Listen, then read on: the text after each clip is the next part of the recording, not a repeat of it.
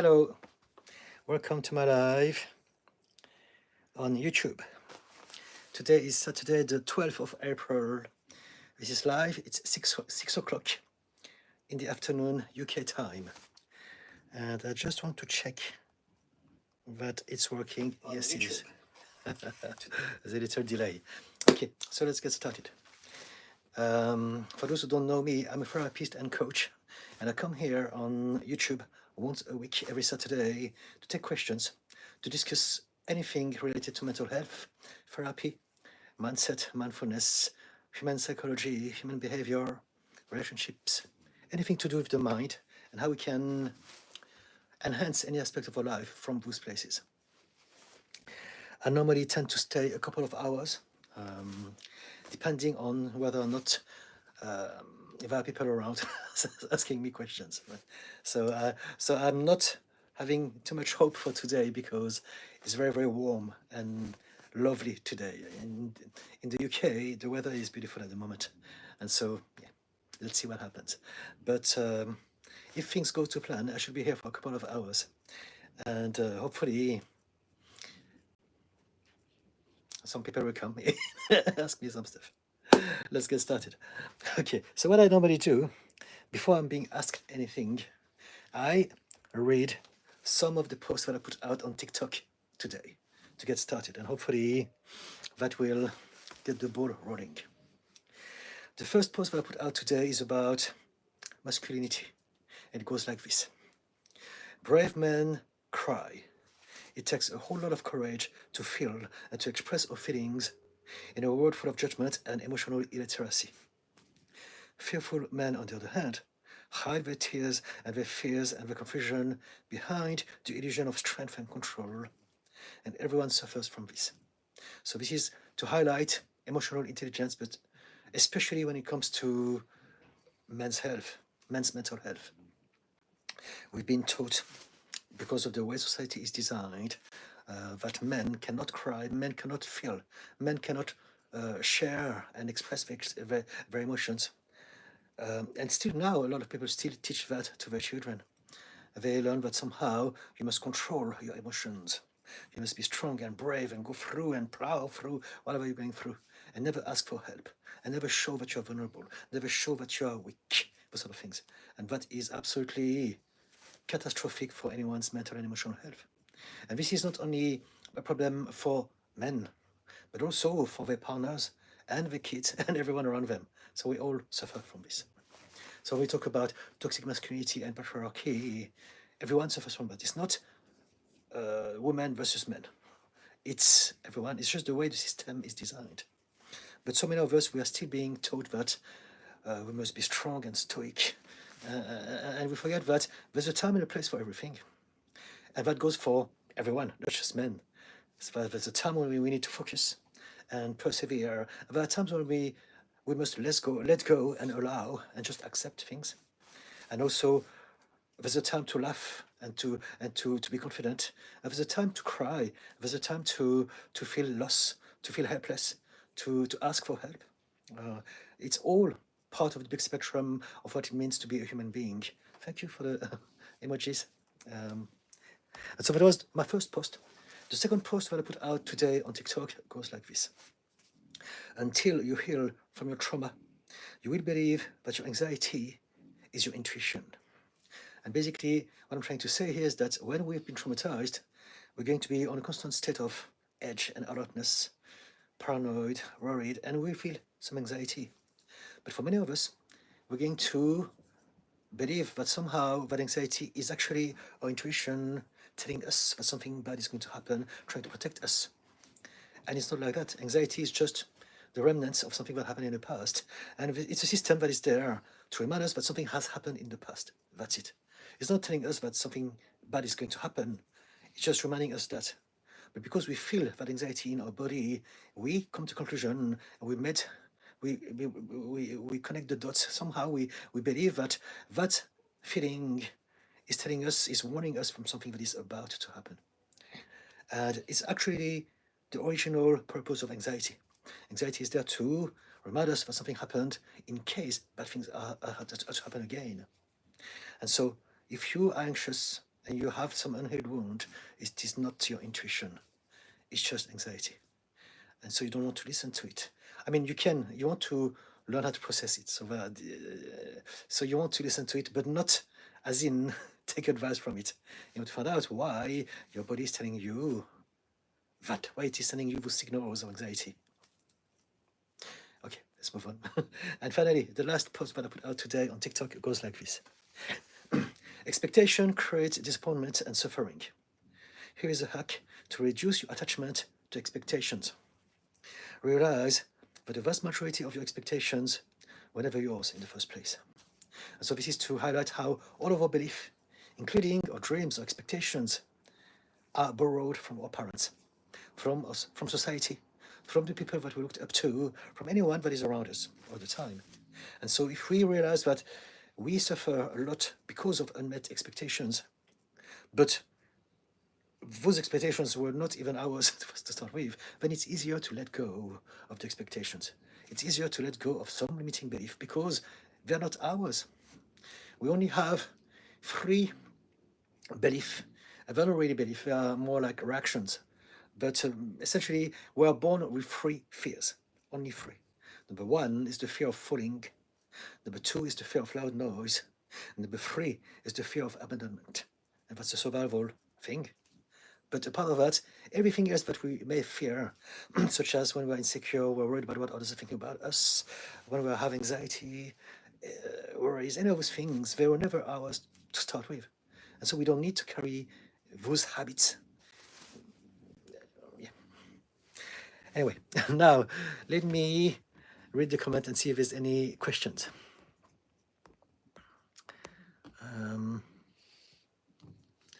We have Polar. Hello, Polar.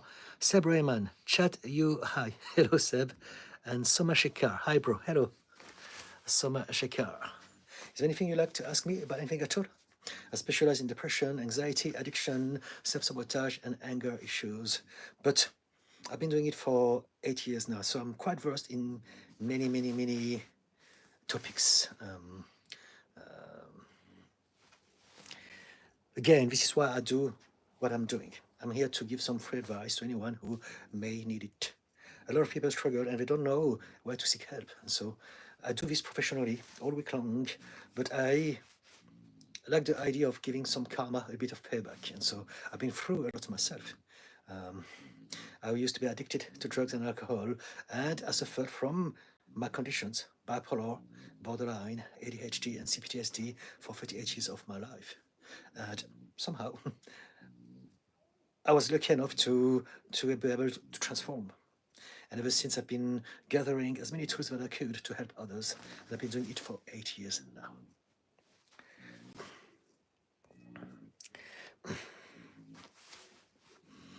Okay, quiet for now. Crickets. Again, I'm going to do my best to entertain myself until there's some comment. However, if there's no comment for too long, I will just say goodbye for now, right? And I'll come back next week. All the videos that I do live on TikTok are only ephemeral. And I try to do my best to go there twice a week in the evening, whenever my schedule and mood and energy allows. On YouTube, however, all the videos that I do live stay on YouTube. So if anyone asks me any question at all, we can always replay the videos to write down all the information or share it with some of your friends, maybe.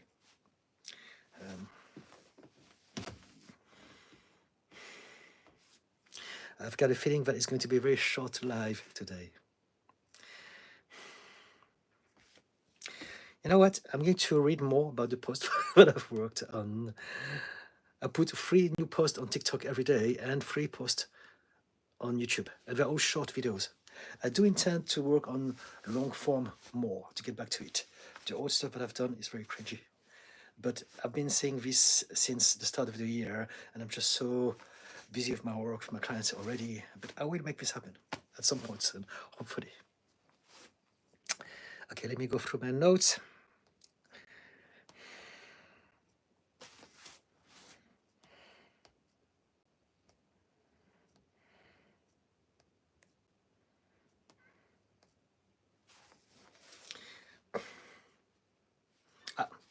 I've got a comment from Rosie.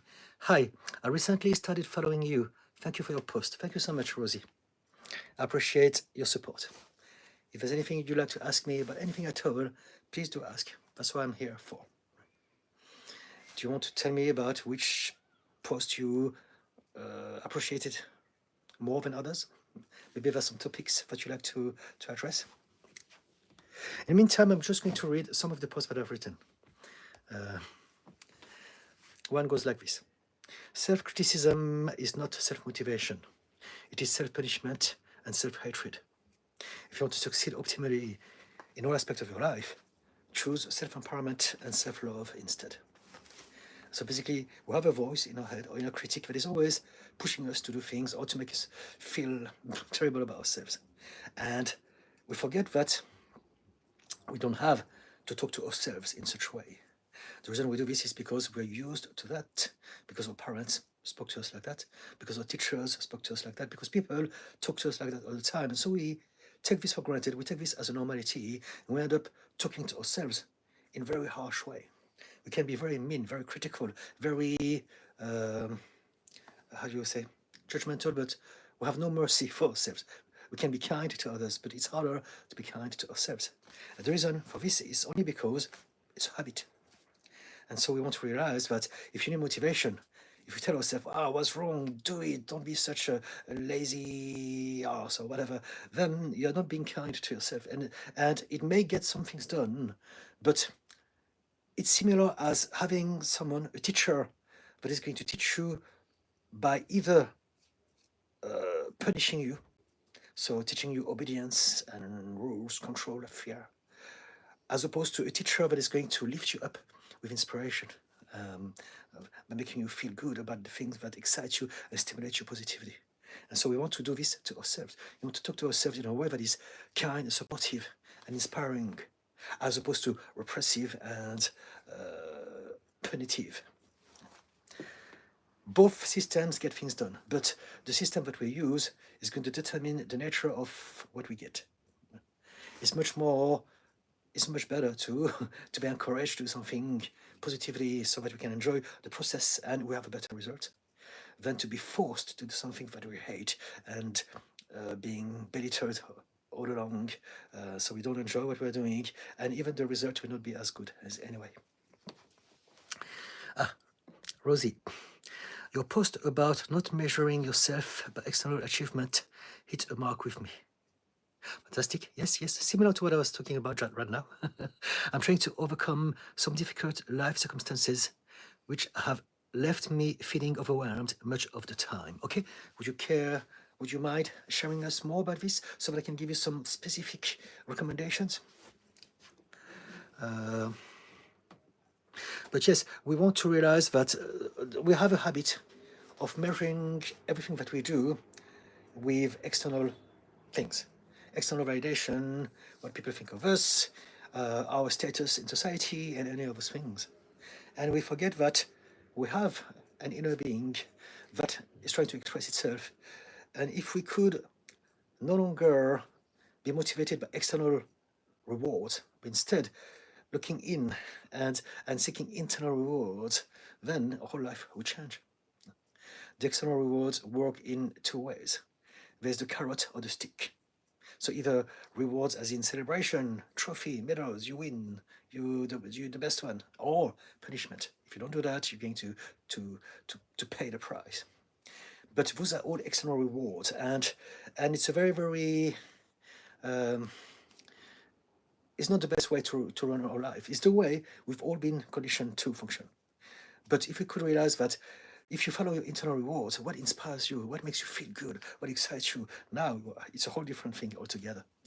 Your energy is going to be elevated, your focus, you're going to be able to do more, and whatever that you do will be also better.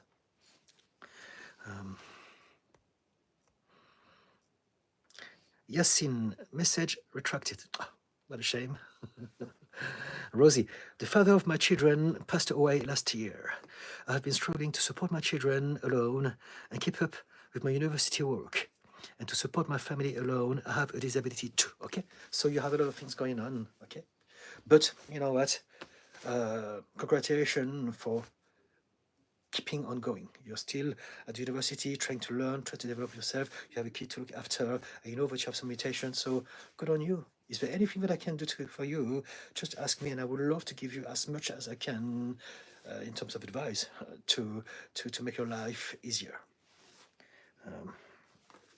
What we need to realize is that whatever happens in our life, there's only so much that we can have a power of influence over. We need to look in the right place because we have a limited amount of energy, focus, time every day. And so we want to invest those energies in the right place. So if you look at the things that we cannot control, the things that we have no power over, we're just wasting it. If we can locate the things that we can do in this moment, now we can do something, right?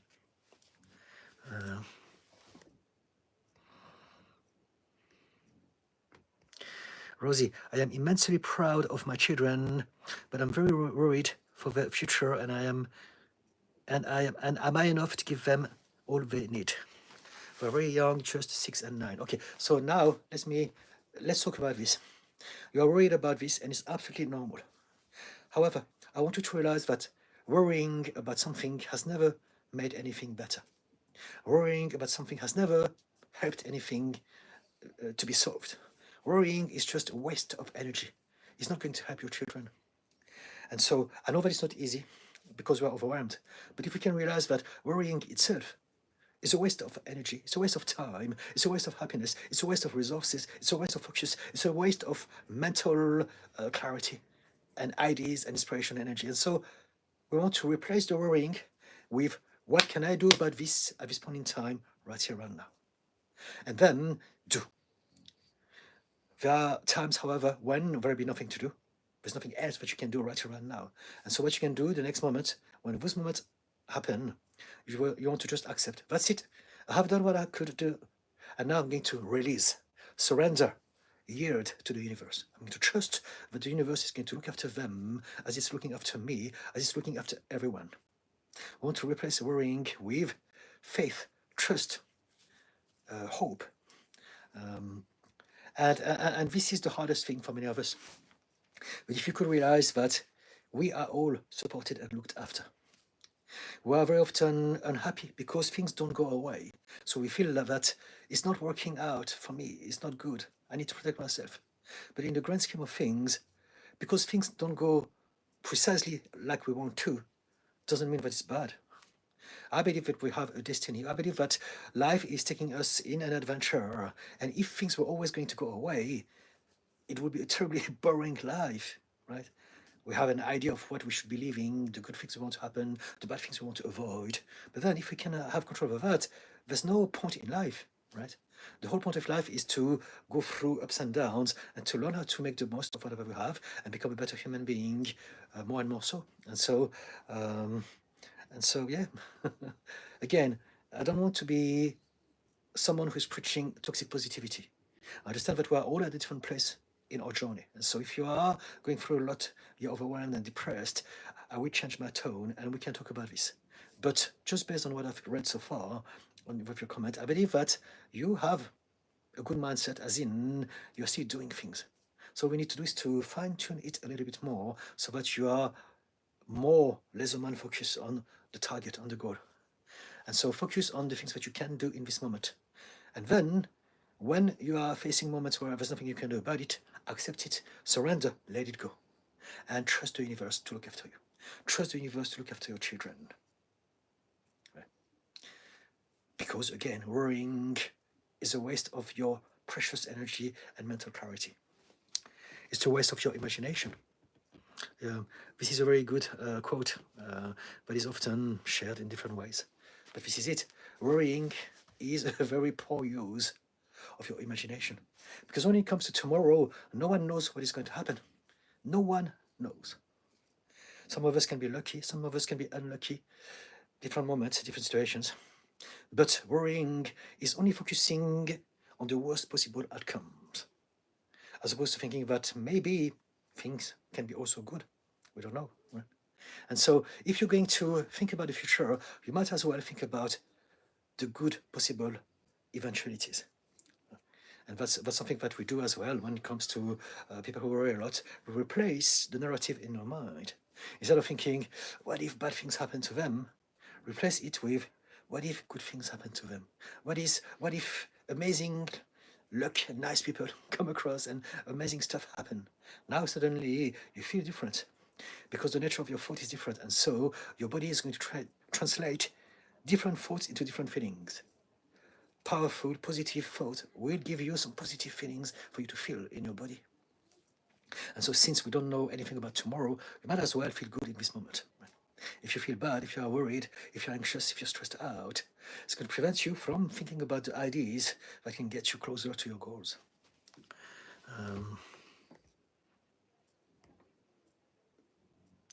Paola, ciao from Italy. Ciao, Paola. Rosie, thank you. I'm going to work on changing that thought process and save my energy. It's about redirecting your energy. Right? We all have energy to use every day, but if we waste it in the wrong place, we're not going to be moving forward much, right? We're going to be paddling in some muddy water and just worrying about things. But I believe that if you are disabled, if you have children, if you're still at the university, it means that you've been through a lot and you're still fighting. You're still making this happen. You're still doing it. And so you have that power. And you just need to zoom in the things that matters to you, that can get you to keep going, as opposed to feel overwhelmed. Now, I've got to say again, it depends. We're all different, and sometimes we must accept that it's okay to feel overwhelmed and to feel helpless and to feel down and depressed. When it happens, it's also important to feel it and then let it go and then reset our mind. We can do some breathing technique. We can do some all sort of different things to reset our nervous system. And then when we're back into a place of mental clarity, then ask yourself, what can I do about this thing? How can I make it better? As opposed to what is going to happen if. You see, the nature of your questions are going to create reciprocal answers. And so if you ask yourself, what is going to happen to my children if they are alone and there are bad people out there? The answer is going to be, they're going to be hurt by people. But if you tell yourself, on one hand, you can say, what can I do about this now? You can teach them. You can teach them how to trust the universe, how to be resilient, how to have a growth mindset, how to be optimistic. All of those things are so important. But also, you can relinquish and surrender to the universe every now and then. Just let the universe do its job, which is to support us. And if you look back with hindsight, I'm sure that you can see how very often in your life, many situations that seemed not so good then eventually came out as some blessings in disguise. So what do you think about it, Rosie? Rosie, I am not the type to give up. That is true. Okay, so there you go. Fantastic. Good on you. Paola, can I ask you a question? I am 40 years old and I find it hard to find interesting people that are curious and care about knowing each other on a deeper level. Okay. So if you find it difficult to have people who are curious and care about knowing each other at a deeper level, let me think about this. I think we can't really. I think we need to choose the energy that we're going to use with people. I think if you can give a chance to people, you'll be surprised as how so many people have actually something to give more than it seems at the first encounter. I think we expect for people to behave in a certain way, but very often we forget that we are not behaving that way either ourselves with them, right? And so what I'd say, I don't know, I'm just saying things out of my mind based on few words that you have written, right? But I'd say when you go out, appreciate that there are all sorts of people, and the energy that you're going to radiate, the sort of things that you're going to say, your body language, all of those things are going to get people to respond in a certain way. And so if you can use your intuition and feel the room, feel people, then you may feel that actually some people may have more potential to show some depth, and it's for you maybe to give them a chance, talk to them, ask them about themselves, and get started on a conversation, a topic that you like, and eventually things should go if you meet a lot of people, you may have a bunch of people with whom you can talk about the things that you want to talk at a deep level. Now, if for whatever reason there's no one like this where you live, find your tribe. Go out online, and it's a big world out there, and it's for you to find your tribe. There are people like you somewhere for sure, and it's for you to find it, right? But then again, there could be so many different things. Do you believe that you may have some conditions, some baggage, some blocks yourself? Do you have some sort of depression, anxiety? Do you have any, are you neurodivergent? Would you know this about yourself? Because all of those things are very important. But I do believe that when it comes to people, if we give them a chance, we'll be surprised as what we can get with them. This is my belief. Smoky Greeny. I have a question. What kind of things can a person do to figure out what the next goal of things to work towards when you don't know what to do? Okay, so what you want to do is to, number one, listen to your intuition. Learn how to reconnect with your intuition. But also appreciate that your whole life is a journey. And so you may not know which direction to go, and it's okay. You don't need to know. Your intuition will give you an indication of the things that excite you a bit more, that interest you a bit more. It will lead you to where your curiosity naturally brings you. And so just follow your intuition and take it one day at a time, and appreciate that your whole life is precisely there for you to explore all of your potential. There's no wrong choice. We believe that we must know our purpose. We must know who we are. We must know what we want to do. And for the vast majority of us, it's not like that, because we have been so repressed during our childhood that we forgot who we were and what we were about. And so for the vast majority of us, we need to spend our whole life remembering who we are, remembering what excites us, what we are good at, what we should be doing. And so don't worry about thinking things. Don't overthink. Listen to your body. Listen to your emotions and to your intuition. Listen to your feelings in your body. Your feelings in your body will tell you whether or not that thing is exciting or not, right? And your intuition will tell you the next step. If you can reconnect with that, it's a very powerful tool that we're all born with. And so, yes, what kind of things can a person do to figure out? Just go through life, living, going through things, try things, try as many things as you can, and don't worry about doing wrong choices. You never take a wrong decision. You never do the wrong thing, because everything is a matter of test and trial. You know things only when you try. And also, you'll be surprised that even the things that you may not enjoy now, you may learn some stuff that further down the line, 5 years down the road, there was one piece of information that will come at the right time and change your life then. Right? It's not, life is a mystery, as Toya sang a long while ago. So, I don't know if she sang that. I think I'm mixing things. Anyway, I'm getting lost in my mind here. So, what was I saying? I like to make myself laugh every now and then. So yes, just go through life and basically explore all avenues with kindness, with self-compassion, as opposed to thinking, "Oh, what's wrong? You should know what you need to do to do. You've wasted your time." You never waste your time, because your life is made of time, and the whole point of your life is the whole of it. So everything that you do or don't do is part of the process. It's part of your narrative. It's part of your journey. It's part of your story. Hope it makes sense. What do you think about this? Savannah M, thank you for your encouraging words. Thank you, Savannah, for appreciating. Paola, thank you, thank you. Rosie, he's good. Paola, good luck.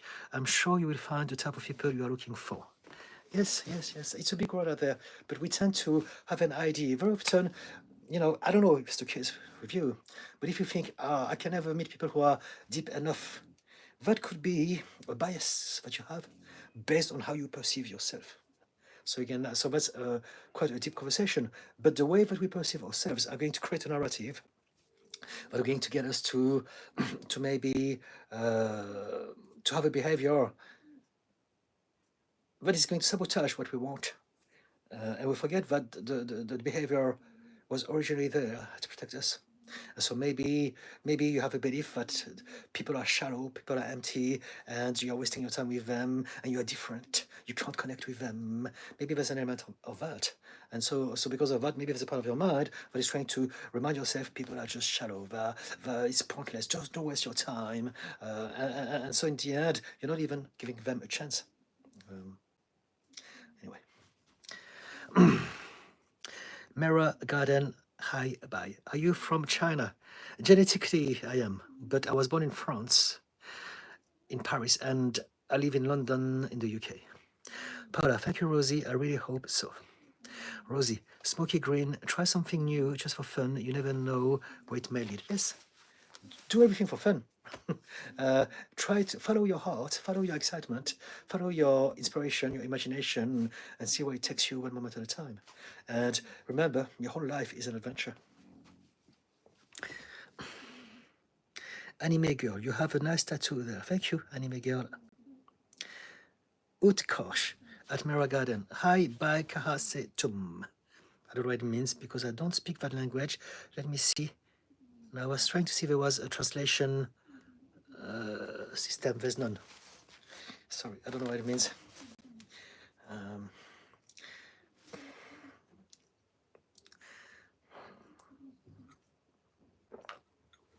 Rosie, can you tell us a bit about yourself? Sure. What would you like to know about me?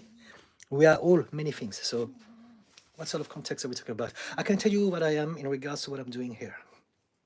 I'm someone who used to suffer from all sorts of problems and conditions, and yeah, I had a terrible start in life, in childhood, adulthood, and young adulthood. I suffered from addiction. I was addicted to drugs, alcohol, amongst many things. I was always angry. I was I was super anxious, and yeah, I suffered from all sorts of conditions. I was diagnosed with bipolar in my early 20s. But I found out later on that I also have borderline personality disorder, ADHD, and CPTSD. However, in 2008/2009, my life changed. And I was able then to basically upgrade my whole system to and basically I transformed in 2009 after things that happened in 2008. And ever since, I've been on a mission to change myself, to fix myself. So the first thing that I've done was to become a personal trainer to fix my body because I was a wreck. Again, you can imagine I was like a zombie, blue, skinny, always sick because of the excess, the lifestyle that I had. And so I learned how to fix my body. And eventually, I've learned how to. I was already changed here because this happened in 2008/2009. But then I realized that there was so much more that I could do. And so I went into a journey to learn more about the mind. I became a mindset coach, and then I became a therapist, and here I am. I've been doing it for 8 years now, and I'm teetotal. I'm happy. I'm very, very fulfilled in my life.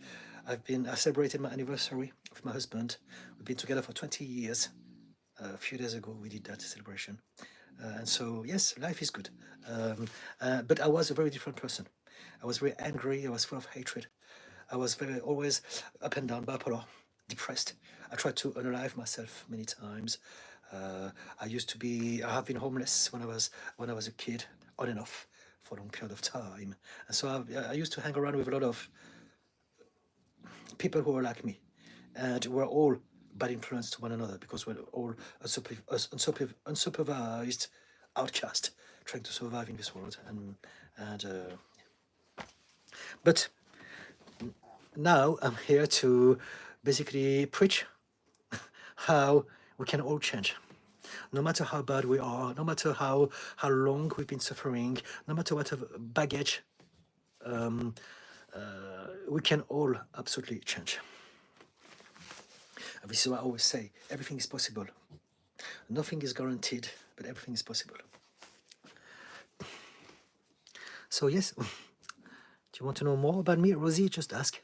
Paula, we should live our lives as adventure. That's so true. Thank you, Paula. Smoky Greeny.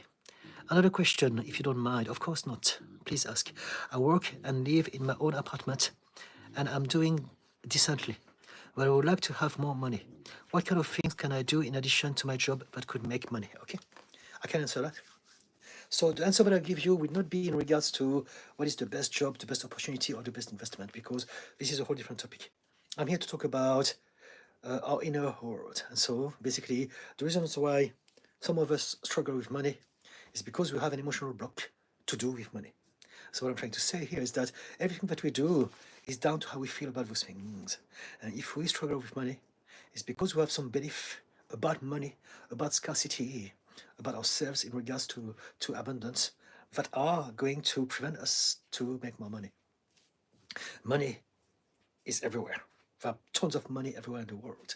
Now, the difference between those who have a lot of money and those who don't is because of how, it's whether they believe that money is available to them or not. So, of course, when we start life in poverty, then it's going to be much harder because the belief that we have, the things we believe is normal, is going to be all to do with survival and poverty.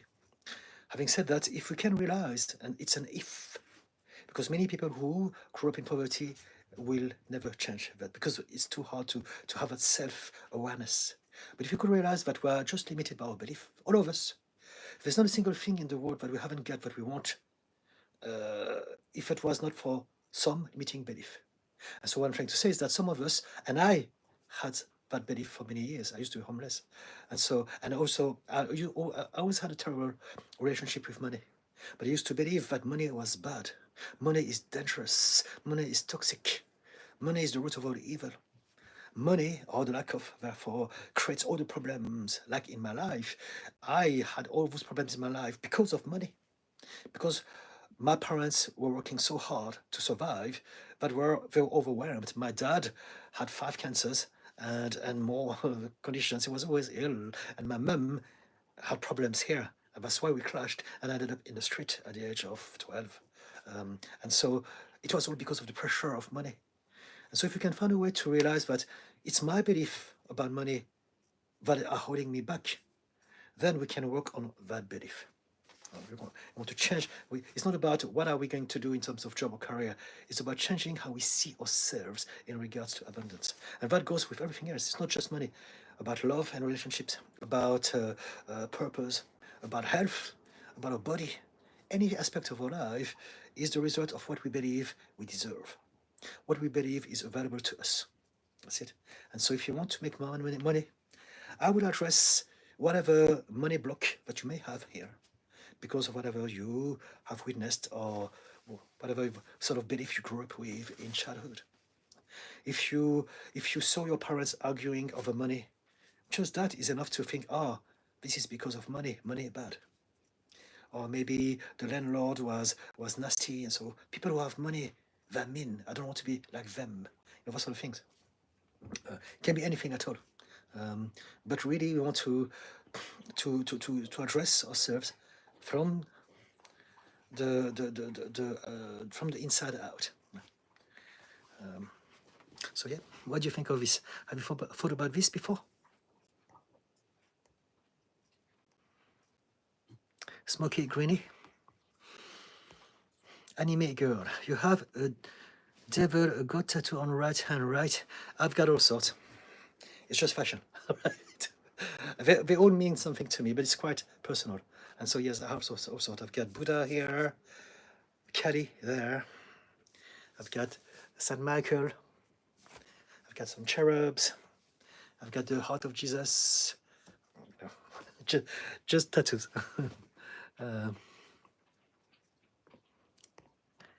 Rosie, how did you come to start a YouTube channel and did you study philosophy? I always wanted to be on YouTube. It took me a long while. It took me years to get myself doing. I started with TikTok, and now I'm both on TikTok and YouTube. And so I just learned how to do this gradually, and eventually I'm doing it more and more. And I'm still working on it. I'm nowhere near what I'm aiming to achieve with social media. But I'm enjoying this, and it's all going in the right direction. Did I study philosophy? Philosophy and psychology is very different. Philosophy is more mental how do you say, Masturbation. I'm saying this because I don't want the algorithm to cancel the live, so I'm very cautious now. But basically, it's just, I used to love philosophy. It was actually one of my favorite topics when I was, every now and then when I was at school, because I went on and off. But then philosophy is just learning how to be mentally agile so we can think different things, but it's not very useful. Yeah. Whereas psychology is more about understanding how our brain works, how our mind functions, and what we can do about it. So that's much, much, much different. And so philosophy, I studied some, I had some interest, I read some books, but it's not really helping much. What really helps is the stuff that I have studied in regards to psychology. And when it comes to psychology, it's things that I've worked along by reading stuff and by looking after people over the years. I am not a psychologist, I am not a psychotherapist, I'm not academically trained. However, I've been looking after people for 8 years and also have my own life experience in regards to all of those conditions, and I came out of it myself. And so all of those things together give me a very extensive box of tools that I can use with my clients.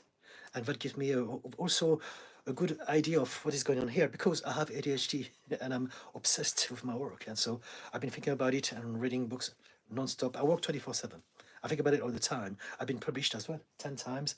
And so I'm working on my own book now as well, the next one. So I'm very, very obsessed with those things.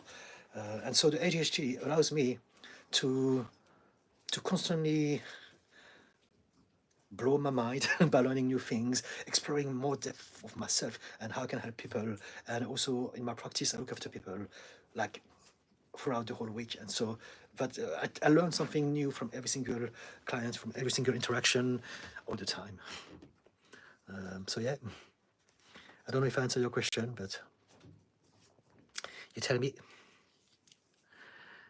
Utkarsh, whose photo is behind you? It's my parents, my mom and my dad, when they get married a long time ago.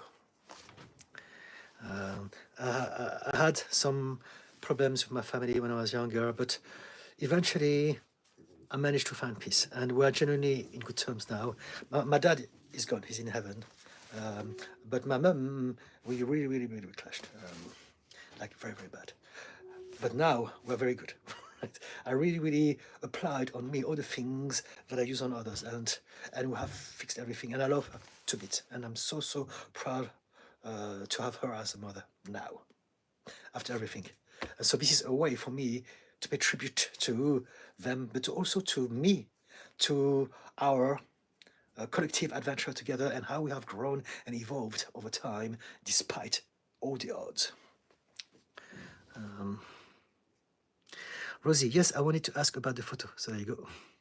Rosie, thank you for sharing some of your personal journey. I'm happy to share more, just ask. There's so many things to talk about. I don't know. I'm sharing this because those are the sort of things that people would find interesting within that context, which is mental health.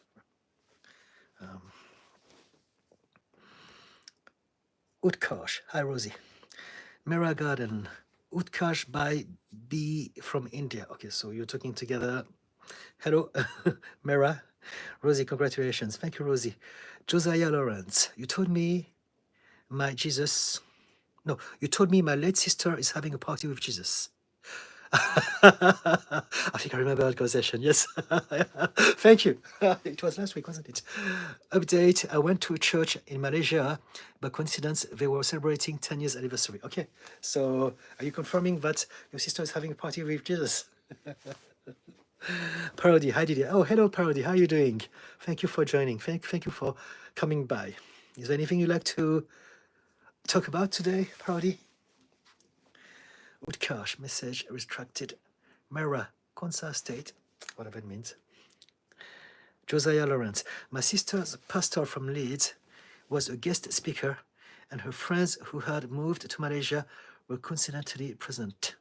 So all the people that she impacted, I now feel she's indeed partying with Jesus. Fantastic. Okay, amazing. Good on you. Good on her as well. Good on Jesus. Anime girl, how you cure your addiction and all the bad things. So all those things, we are a journey. So it's not as if I have a bad thing about me that I need to fix and cure and get rid of. It's more about we're going to go through all sort of things in our life, and the way we add up at this point in time is the result of everything that happened to us. And so all the problems that I had is not as if I caught a virus. It's something that or maybe a little bit, it's my surrounding that impacted me in such a way that I ended up with those things. But it's part of my story. And this is the thing, we want to see our life like a story. And so those things, they're not bad things. They are part of our story. And we want to learn how to overcome them. It's like the stories that you read in books or if you watch movies. And in all your favorite stories or movies, there's got to be some ups and downs. There's got to be some challenges, some problems, some adversity. Otherwise, it's boring. Nothing happens. And so if we can see ourselves like, I'm going through all those things, how can I evolve and grow out of it a better person? Now things are different. As opposed to thinking, what's wrong with me? Something is broken. I hate this about myself. If we do that, we're creating more suffering, more separation, more stress and unkindness to us, and this is not helping. So we want to realize that whatever we're going through, it was never a fault. It's never anyone's fault. We're just the result of everything that happened to us up to this point. Or belief system we didn't choose, or trauma, or education, or environment, or upbringing, or parents we didn't choose, or bullies we didn't choose, or genetics we didn't choose, or hypersensitivity to life we didn't choose. And so we are just the result of random stuff. And what I want to do is to realize that this is my story, this is my journey. What am I going to do with this? How can I grow from that? How can I make it better? But we don't want to think, oh, I hate that part of me. I want to change this. Because when it comes to healing, we must realize that we have many parts within us. And all those parts, they are us. Healing starts when we are able to start to appreciate all the parts within us, even and especially the parts of us that are full of shame, the parts of us that are full of hurt, full of fear, the parts of us that are the parts of us where we tend to ignore and repress. So yeah, how did I change? I didn't change, as in, it's a long story. What I'm trying to say is that everything that happened to me was always a part of my story, and it was always meant to happen. It's the same for everyone who's going through whatever they are going through. That's what I'm trying to say. Uh, and so I could be more specific and give you what you want. Basically, I've been very, very lucky. Most of my problems was because of me and my mum. We always clashed, and I ended up in the street, drugs, all those things, prostitution at a very young age, and more because of that. But all along, I had in my mind that it was because of her, and eventually in 2008, I had a chance to reconnect with her, and so I grabbed that chance, and it was difficult, but eventually things started to change. It's a long story. I don't want to share it now, but basically, in few words, she needed me because she was unwell physically and mentally, and she wanted me to look after her. Otherwise, she would unalive herself. She tried to twice, and she would finish the job if I didn't leave everything on the spot and go to look after her. And so I did, and it was extremely challenging. But that allowed me to reconnect with her, and eventually, when we did that, after many months of tension, stress, suffering, horror. But eventually things got better. She went into remission. Her cancer went into remission, and her mind also came back. And then, so that was in Paris. She lives in Paris with my brother and his family. And when I came back, after a few days, she called me and she said, by the way, I forgot to say, thank you for saving my life. And in that moment, 38 years of resentment, self-hatred, anger just vanished, literally in the spot. And it was very, very special. And basically all that I ever needed was a praise from my mum. That's it. But because I didn't get it, because she has the conditions that I have, I get it from her. We're the same. And because she had it also because she had her own childhood, similar as mine, but with her parents. And so we're very, very similar, and we're both confused. But eventually, I realized all of this, and it was easy for me to no longer to let go of all the emotional burden that I had for 38 years of my life. And I went teetotal the next day. And I decided to become a personal trainer to look after my body. And as I said before, eventually I moved on to mindset, and then I moved on to therapy. But but I had an epiphany, and that was my magic moment. After that, I was a different person. And I remember a few months after, we went to Glastonbury with my husband, and and I was and I told him that I'm so happy that if I was to die today or tomorrow, I'm okay with that. I don't care. For me, it's like as if I had a terminal disease and I've been granted a second chance at life. And so every day was a bonus. And I still feel like that every day. I'm like, I don't care about death. If I'm going, if it's my time, it's okay. I don't want to go because I'm enjoying my life. There are a lot of things that I want to do. But if it was to happen, so be it. It's okay. I have had so much joy and high energy in that moment when I realized all the story of my life that made up for the whole of it. Right? And basically, this is what I'm doing now with the tool that I utilize with my clients. It's called RTT. It took me some time to stumble upon that tool, but that tool does that precisely. It gets us to basically address the limiting belief that is where everything starts as far as our problems are concerned. Everything about our life, whatever it may be, anxiety, depression, addiction, overthinking, uh, even physical chronic illnesses, all those things are to do with some emotional dysregulation that are born from a limiting belief. And so if we can find a way to go straight into our subconscious mind and upgrade that system, then everything will change. And that applies also for the person who was asking me about abundance. Whatever that we want to have in our life, the only reason we don't have it is because we are making it harder for us. We believe that that thing is bad. So there's a part of us that is trying to protect us from that thing. We all deserve everything and more. So there you go.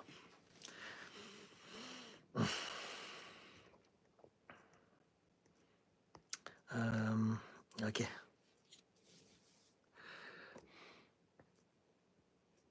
There's a lot of message retracted. I'm not sure why. Utkarsh, Josiah, Utkarsh. Oh well, never mind.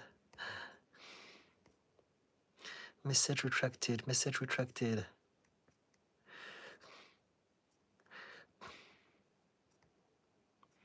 Rosie, I have a diploma in psychology and I'm currently doing my degree in educational psychology. Fantastic. Fantastic. Is there anything you want to talk about? Do you want to compare notes? I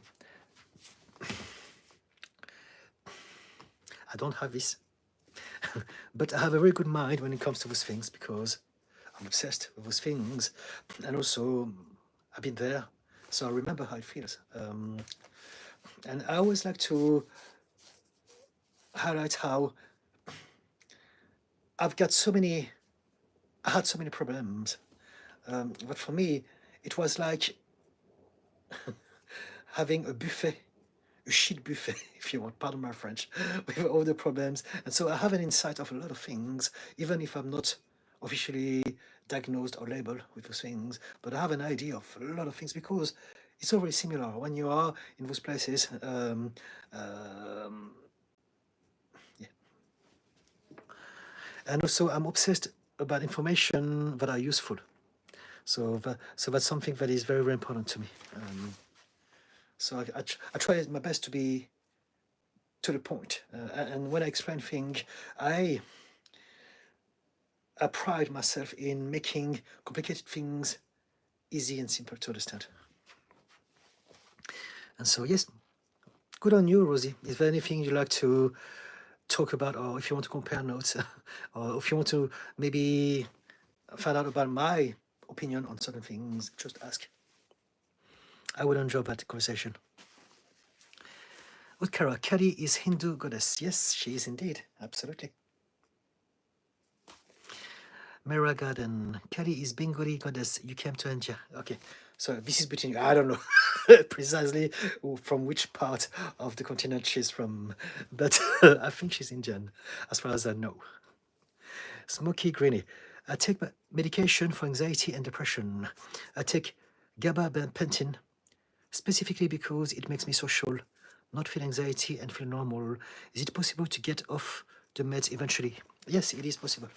So again, I'm just talking about it at a general level, right? I don't know you, but when it comes to medications, I always recommend people to explore the root cause of their problems so that they can eventually let go of the medications. Medications, they don't work for everyone as a starter.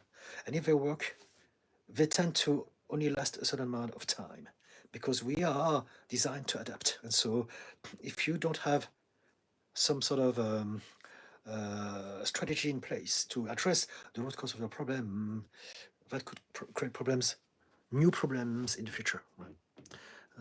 And so I would suggest for you to make sure that you address the root cause as to why you have depression and anxiety in the first place. Don't just take medication.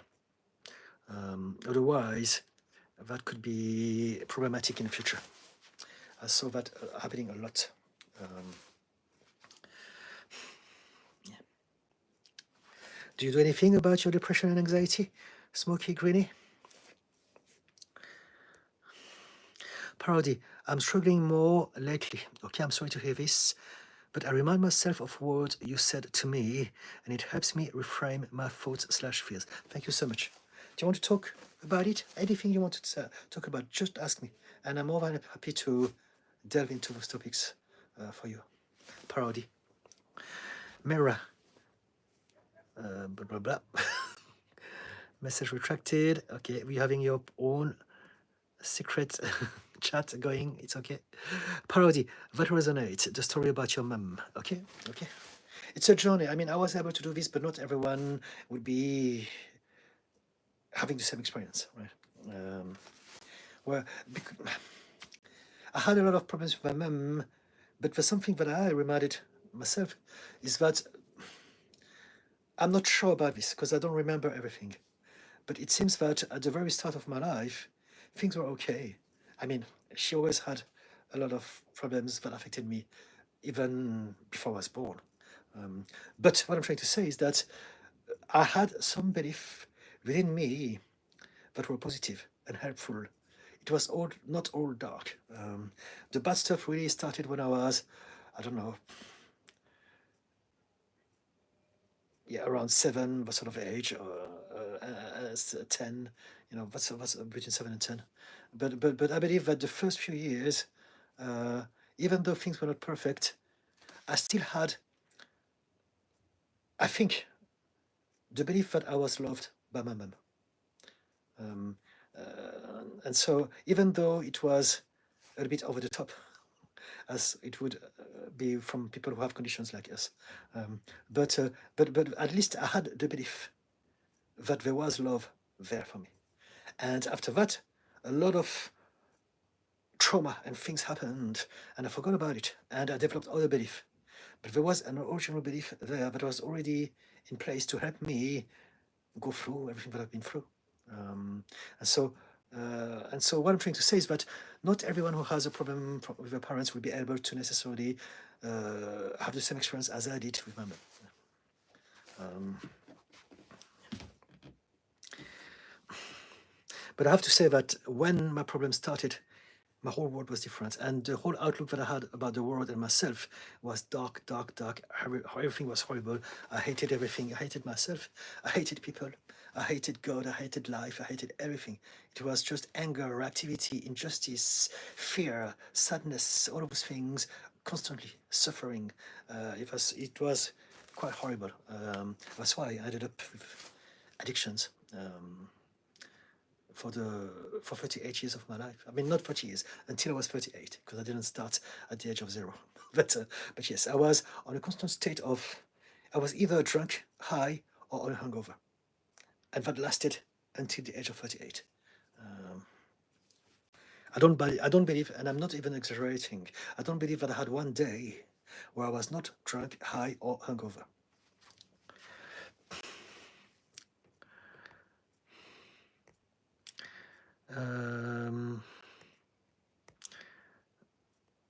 Pumpkin Puff. Hello, Didi. How's your day going today? My day is very well. It's going very well. Thank you so much. I've been very productive this morning. I've been to the gym. I enjoyed the day outside. A lot of good things happening. I had a lot of interactions with a lot of nice people. Tomorrow I'm looking after someone. My whole week. Lately I've been very busy, productive, and happy. Enjoying the weather, enjoying springtime. For me, every year, April is my start of the year because it's also my birth date. So I celebrated my birthday on the 4th of April, and so April is always synonym of new energy, and it's certainly the case this year. So yes, very happy, very good. Thank you for asking. How about you, Pumpkin Puff? Danny Ackerman, I have been subscribed for a while and I find your stuff really helpful. Thank you so much, Danny. I majored in criminology and psychology with a minor in child care. I hope you are having a good day. Thank you so much, Danny. If you want to have a conversation with me about anything at all, let's do this. I would love to do this. So just ask me. If not, thank you for passing by and taking the time to put that comment anyway. And thank you for your support and your appreciation. Parody. For me, it started at 4, S8, and then felt no trust for adults. My mom's using money to control me. I have little choice at the moment. Okay.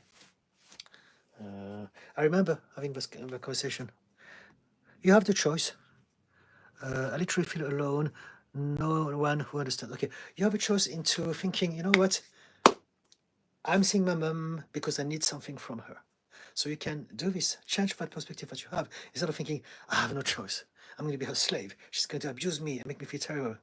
Change that narrative and tell yourself, I am using her. I need her. She's giving me something that I need, and it's helping me. It's a transaction, right? And so you tell yourself, I'm going to pretend that everything is fine, and she's going to do her stuff. But you can learn how to do your best to create a space between what she says to you and your own reaction. You can do this. You can remind yourself, whatever she says doesn't matter. Look at her just like someone who is half demented, someone who has no mind, someone who's got Alzheimer's, and she's just blabbing. Change the way that you see her.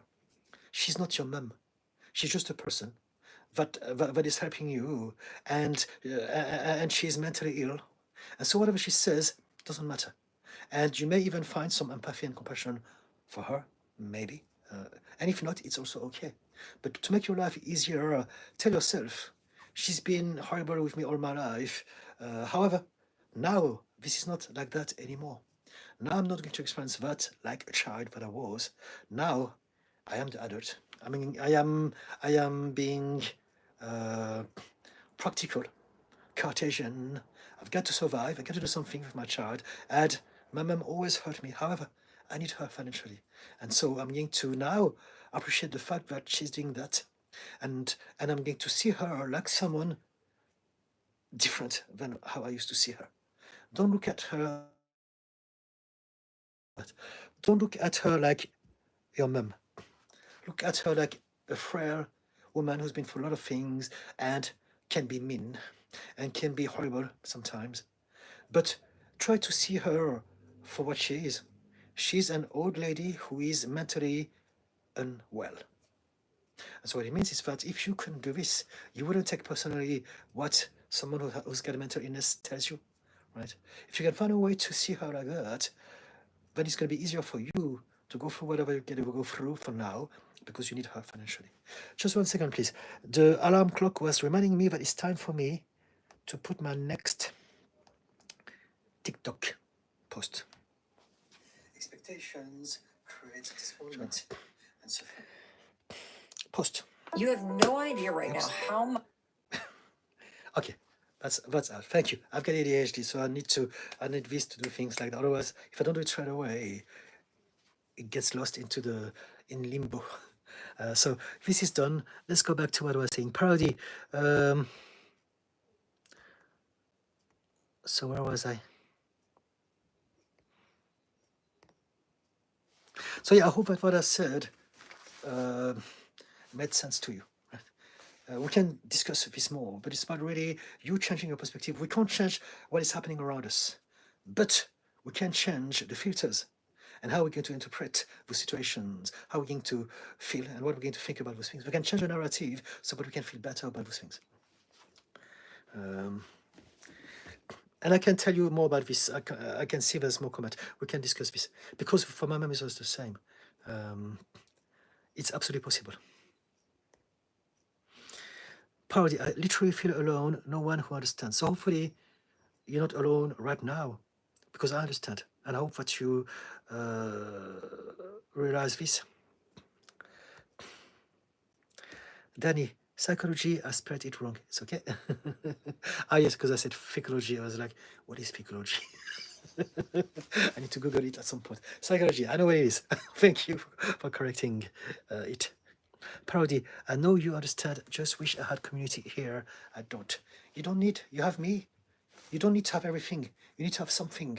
And if you have something, that's all that matters. Think about Nelson Mandela. He spent how many years in prison? More than 20 years. He had no one but hope. He had one thing, hope. He made it. He's been tortured for, I don't know, 23 years, whatever time. I keep on forgetting. But eventually, after that, he ended up president. The best job in the whole of his country. And he inspired the whole world. And so when you say, I've got no one, think about him. He had no one, but he had hope. And so if you have more than Nelson Mandela had, because you have me. You can come here every Saturday on YouTube in the afternoon, and we can talk about all of those things together every single Saturday.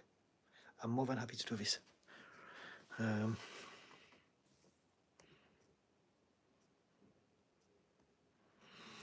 And also, when it comes to community, we talked about it.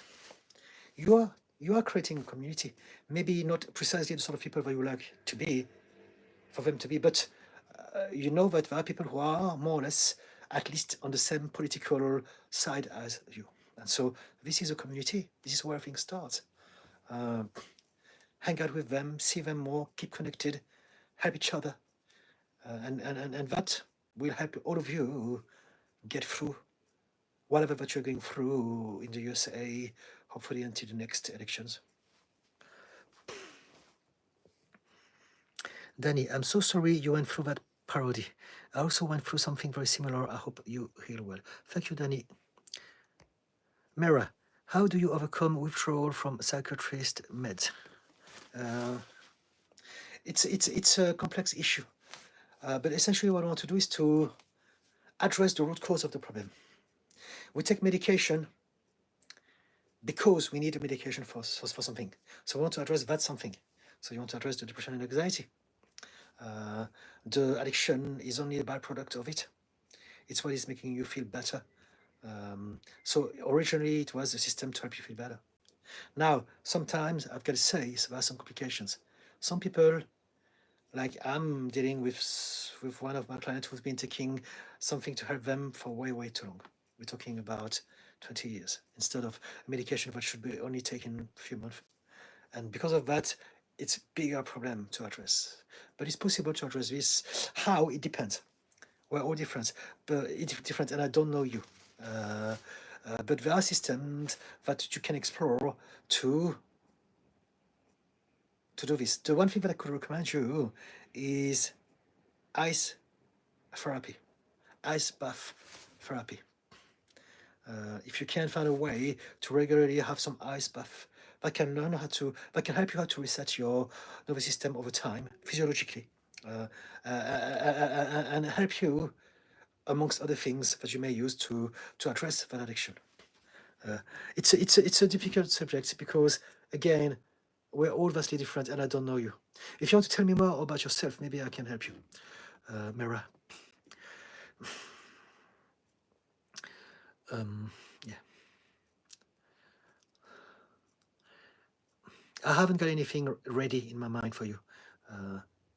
But there are many, many different things. And I only know those things when I talk to people. when I know more about this, I get some things that come in mind then. But it's a process. You want to basically understand more about your very biology, about how your body functions biologically. If you stay here and you keep on telling me about yourself, I will be able to give you more. Right now, I know nothing about you, so I can't give you any advice just out of thin air, I'm afraid. But if you tell me more about yourself, we can have a conversation, okay? Parody, she then expects certain things in return. Calls me now, crying, saying the boundaries I put make her sad. She tries to make me feel like the bad guy.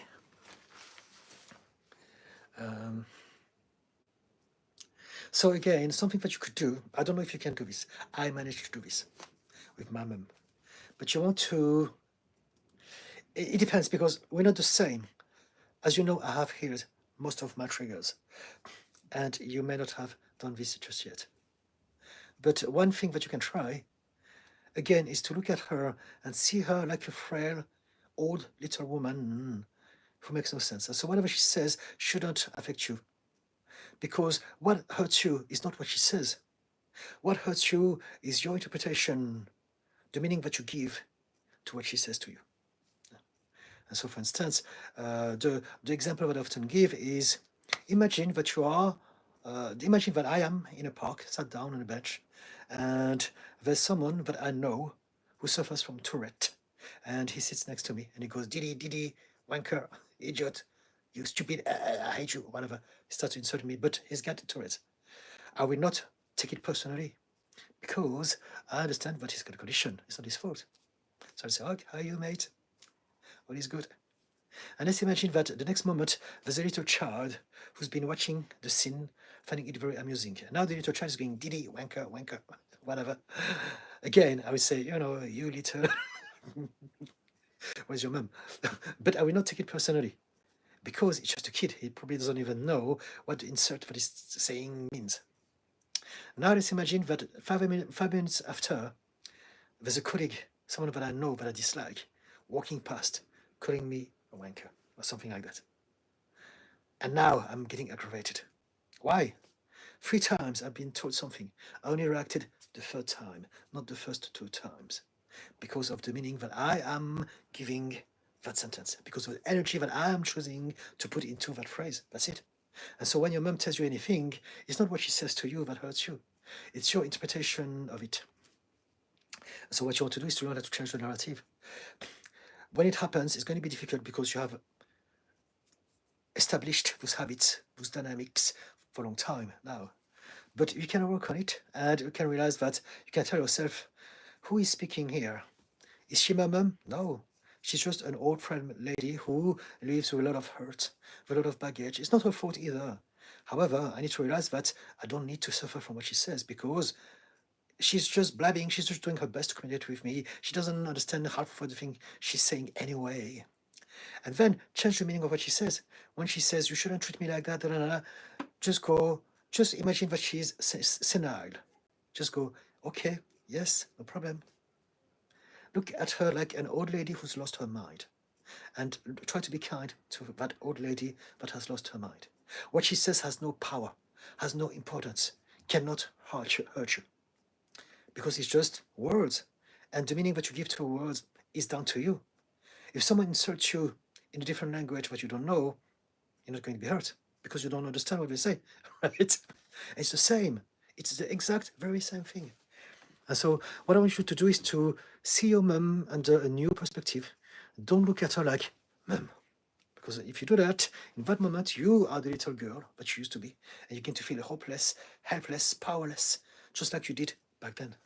If you can look at her like a frail little lady and you are looking from above, you're an adult, you're responsible, you have your own life, you do your things, you know what is important to you. However, you need to do this because she's helping you financially and you have a child to look after, so it is important. And so look at her like she's someone who, whatever she says, doesn't matter. She's an old lady who's lost her mind. She's been suffering all her life. She's lost the plot. However, not only she's helping us, so that's a positive. But also, I want to be kind because maybe I can find a place in me to do this. And just go, yes, yes, whatever, okay, okay. And realize, it's so easy for me to say that. It doesn't hurt me. It costs me nothing. I don't need to feel bad about it. Try this and see what happens, right? So whether you decide to stick to your boundaries or not, it's up to you. I was saying, if you have to speak to her, because you just told me that it's difficult, since you need her financially, right? But if you can keep your boundaries up, but talk to her again, not like mum. Talk to her like an old lady who's lost her mind, who's been overwhelmed by life, who's been overwhelmed in the last 10 years, and she lost everything. Yeah, it will be easier for you to address her and not react to her and not to take it personally. Does it make sense, Proudy? Spaga, hi Didi Ken, happy to be here. Thank you, Spaga. You can call me Didi. Ken is my last name. Didi is my first name. Pumpkin Puff, glad to hear you seem in good spirits and happy birthday. Thank you. I've been okay, but I'd like to ask you about how to work on severe social anxiety.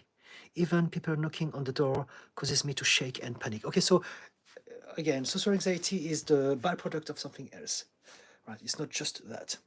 So we want to find out why you have social anxiety in the first place. So there's a lot of work to do at a deep level. However, we can do some things also at a superficial level.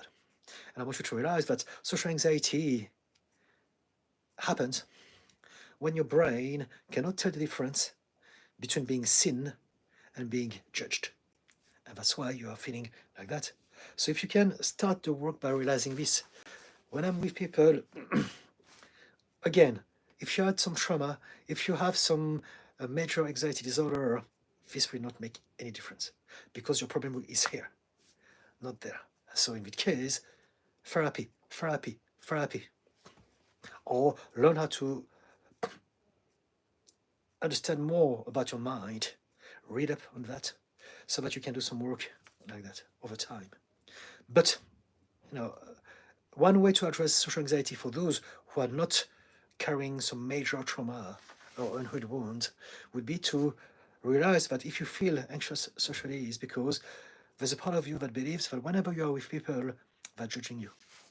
They're trying to tell everyone something very, very bad about you, and then everyone is going to reject you or hurt you. And it's not like that. You can tell yourself, because I feel like that, doesn't mean that this is going to happen. So this is one of the things that I teach people. Tell yourself, whatever your body tells you in terms of feelings and sensations and emotions is more often than not what you think it is. Right? Your body is trying to tell you something, but it's not what you think it's trying to tell you. And so start with telling yourself this. Because my body feels like that, doesn't mean that ... It doesn't mean that people are judging me. It doesn't mean that people are trying to hurt me, are trying to tell everyone about my secrets, my dark secrets, or whatever that you may think.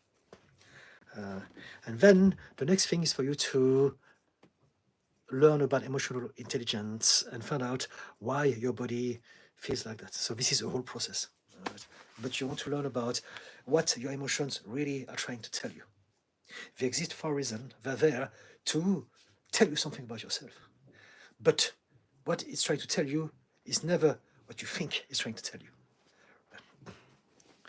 So yes, but if you say that you are feeling bad even when people are knocking on the door, then it's quite bad. Have you got some help? Are you working on yourself? Because it is not normal. It is normal, not normal. This is beyond social anxiety. This is anxiety with a big A.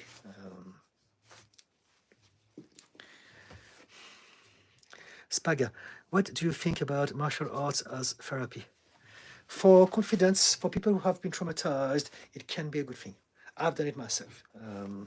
I've been bullied and I've been hurt a lot when I was a child and in my teenagehood. And so learning how to fight, how to defend myself, how to do some stuff taught me a lot of confidence. It was needed. Now, the thing is that I've never used anything. I can do a lot of things. I like to believe that I do, to a certain extent. I used to teach Krav Maga and self-defense, so I put it quite to a good level. But I know now that because I found peace here, I would never need it. I needed it because I believed that I needed it then. And so then it did help. It did help with my confidence. It did help with my paranoia, with my fear of people that I had all my life. But now that I'm here, I'm realizing that it was only useful because I still had those beliefs. If you change your belief, you don't need to do anything to feel safer. If you feel safe in the world, you don't need to have any system to protect yourself against anything because you're safe.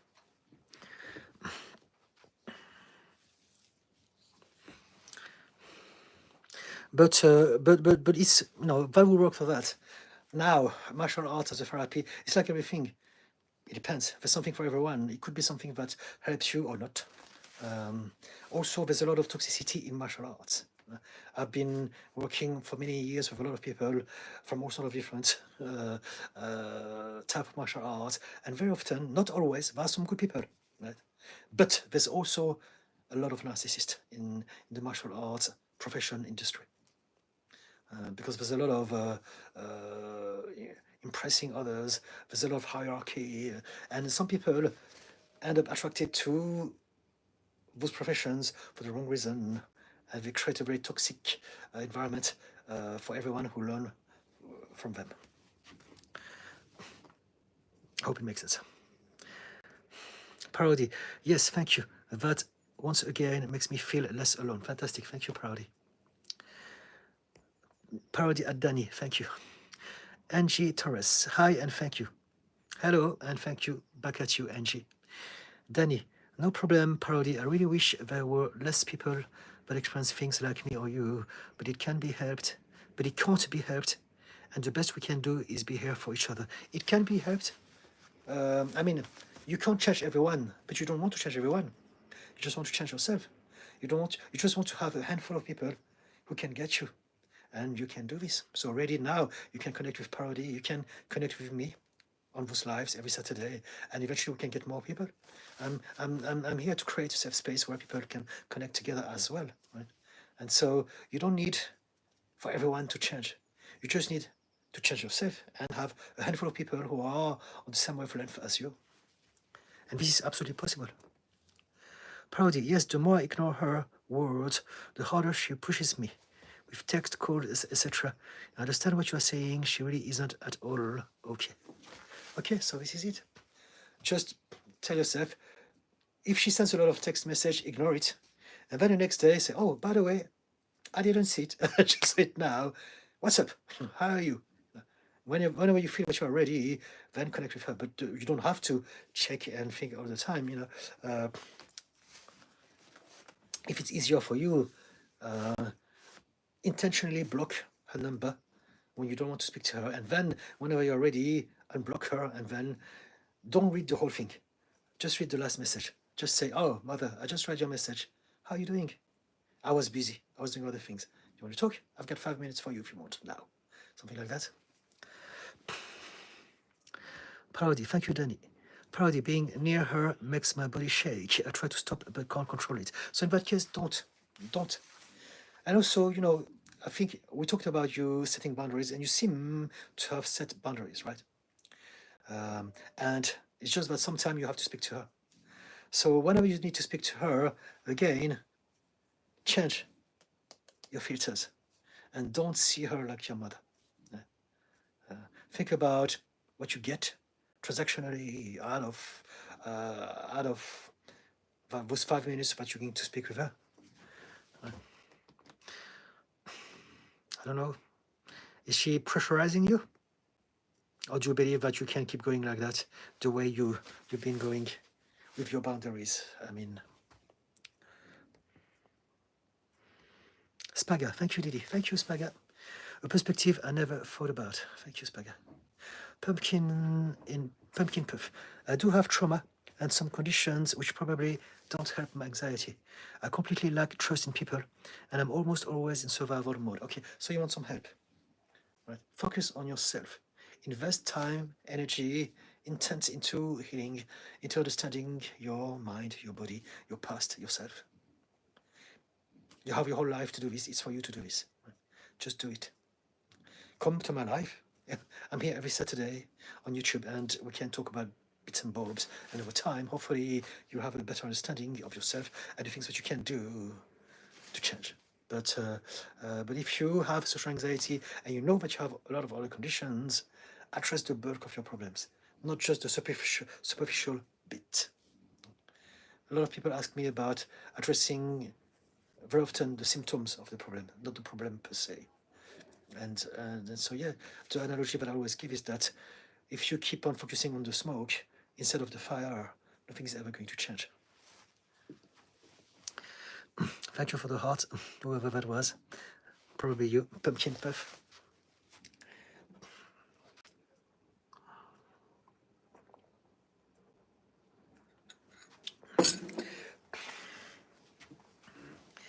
So yes, coming to the end of the thread for now. Danny, I really wish I could help people from experiencing things that I have experienced.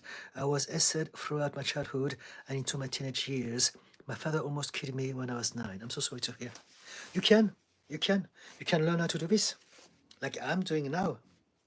If you want to help people, find a way to learn what would help you help others.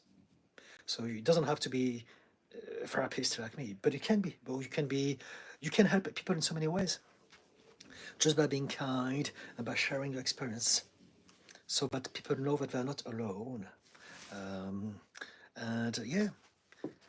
Just by learning how to have a better life and by being open and kind to others is how you help people. Now, if you can write books or do some podcasts, some videos, or become a therapist, that's even better, right? But it's not for everyone, and you don't have to. But if you want to help people, you can. You absolutely can. And I hope that you're in a better place now.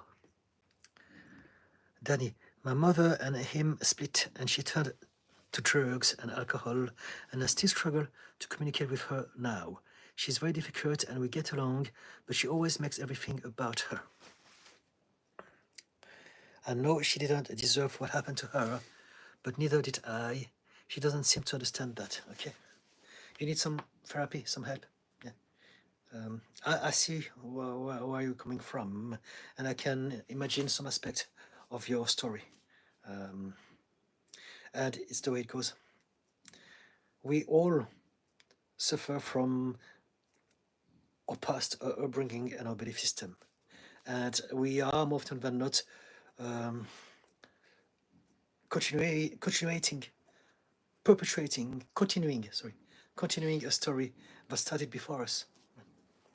And so your mum has been through all sorts of things, but has created those problems in her adulthood that you have witnessed as a child and you suffered from. And so pain and suffering is like passed on like a virus from a generation to another.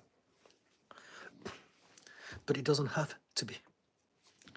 We can all absolutely stop the tradition of pain and suffering.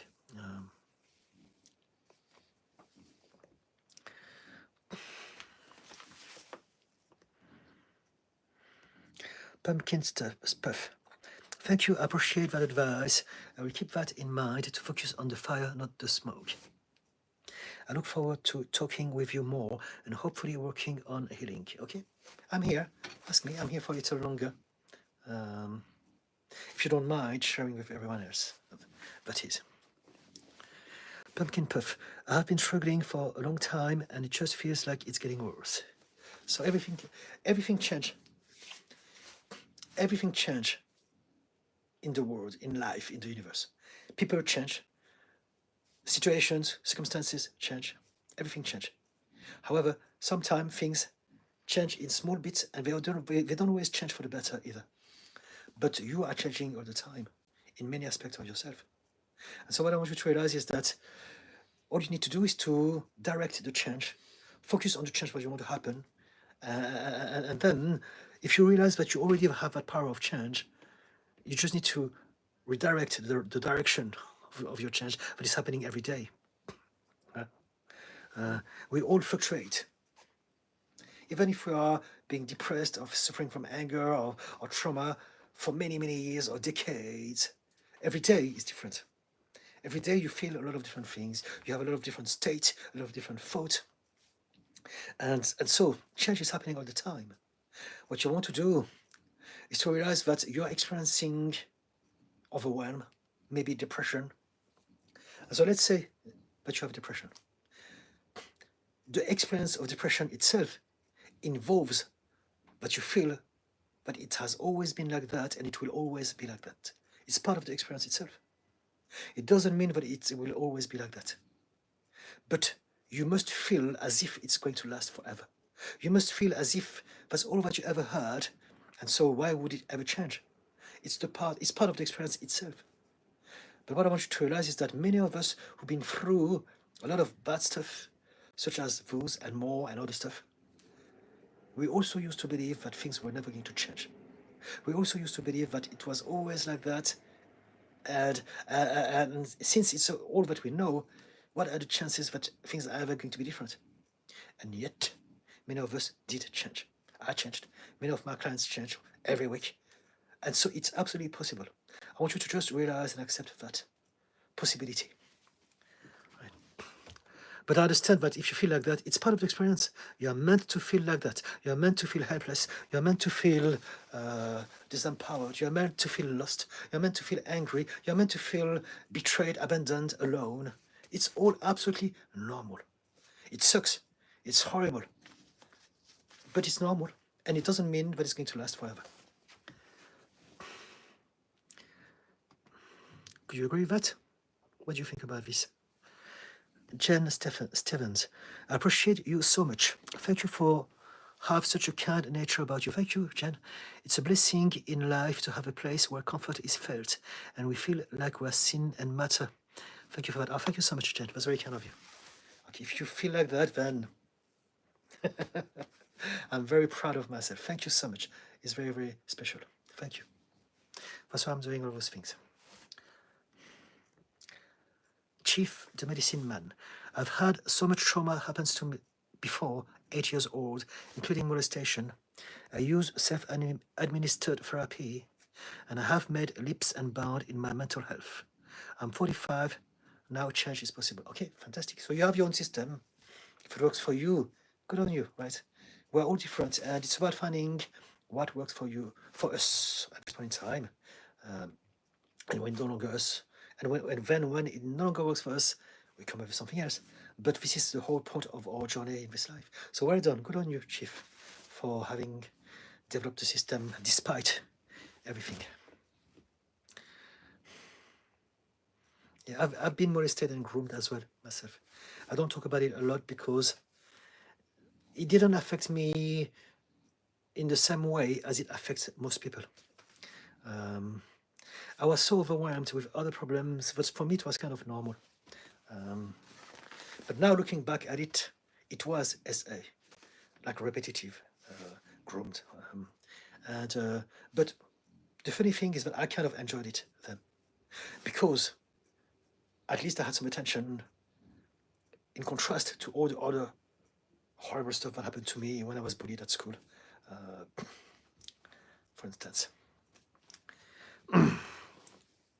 But it's still SA, and it still affects the way you develop as a child and your whole state as an adult all your life. Michelle Kane, can you go over the last thing about depression? I forgot. Ask me again. What is it about depression that you want to know about? If you can ask me again, because ADHD brain. so sometimes I lose something and I forget about it for a long time and it comes back when I least expect it. So can you remind me what it is, please? And I would love to have that conversation with you and maybe explore it from a different perspective. Pumpkin Puff. Hearing that my feelings are normal helps me a lot mentally. Fantastic. Thank you. Thank you. As I have only been taught to act how everyone else acts. Oh no, you don't want to act like everyone else acts.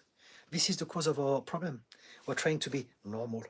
We're trying to fit in. We're trying to be seen, to be accepted, to be loved. And that is creating so much confusion within us. Now, of course, we don't do it intentionally. It's just habits that we developed emotionally because of whatever happened to us. But you don't need to do that anymore. Focus on yourself. Focus on your feelings. Focus on feeling good or feeling at peace. Focus on stimulating yourself positively. Do things that makes you feel good or that makes you chill. Yeah. And forget what everyone else thinks or say. Only you know what is good for you in this moment. Pumpkin Puff. I just assumed I was going to feel like this forever. No, you're not. We all do. It's normal. But you'd be surprised. So many people who used to feel and think the same, and yet they changed. Michelle Kane. No, the eastern part of the US. I don't know what I come from. I'm lost. Could you reframe the context for us, please, Michelle Kane? Eastern part of the US. I can't recall anything that I said about that. Danny, I appreciate you listening to my story, no matter how much it may burden you personally. It doesn't burden me personally. I feel understood and you are an amazing person. Thank you very much. Thank you. I'm going to leave the live now. I hope to be back Saturday. Thank you so much. Thank you, Danny. Do come back next Saturday and we can continue that week after week. Okay? Thank you. And it's never a burden. I'm here out of my own choice. I want to do this. I'm happy to do this. And I like doing this. Pumpkin Puff. How do you focus on feeling at peace? There's a lot of different ways, but it all depends on where you are. And so meditation and mindfulness is typically what we prescribe. However, for some of us, it's not even something that we can consider. It depends on a lot of things. But what you want to do to feel at peace, you must find a way to replace the thought that makes you not feel at peace with thought that makes you feel at peace. So basically, whatever that you think is going to create a feeling in your body, right? Your brain processes language, pictures, words, and your body processes those thoughts and words and pictures in the language of emotion, feelings, and sensations in your body for you to feel. And so whatever that you think, you're going to feel something that backs up through emotions that thought. If you look at yourself from a biological perspective, your body is constantly creating some chemical reactions, and that's what we call feelings and emotions. And so if, for instance, you are watching a horror movie on the television, you know that it's a movie. You know that it's not true. But it's very, very scary. And at some point, you're going to jump. Your heart is going to rush. You're going to tense as if there was a real monster in the room with you. Because your brain is creating those thoughts and your body is just responding to it. It doesn't know any difference. So that's why you're feeling like that. If you watch a movie about good guys and bad guys, and at the end, the bad guy falls from the top of the building, goes, ah, and you hate that guy because he was so horrible to everyone else. In that moment, you're thinking, yes, you're feeling it as if you're doing it. It's just a movie, it's just pictures, it has got nothing to do with you, but because they're in your head, your body is responding to that. If you watch a romantic comedy or something like that, and you like the character, and finally, oh, she's in love, she has a happy ending.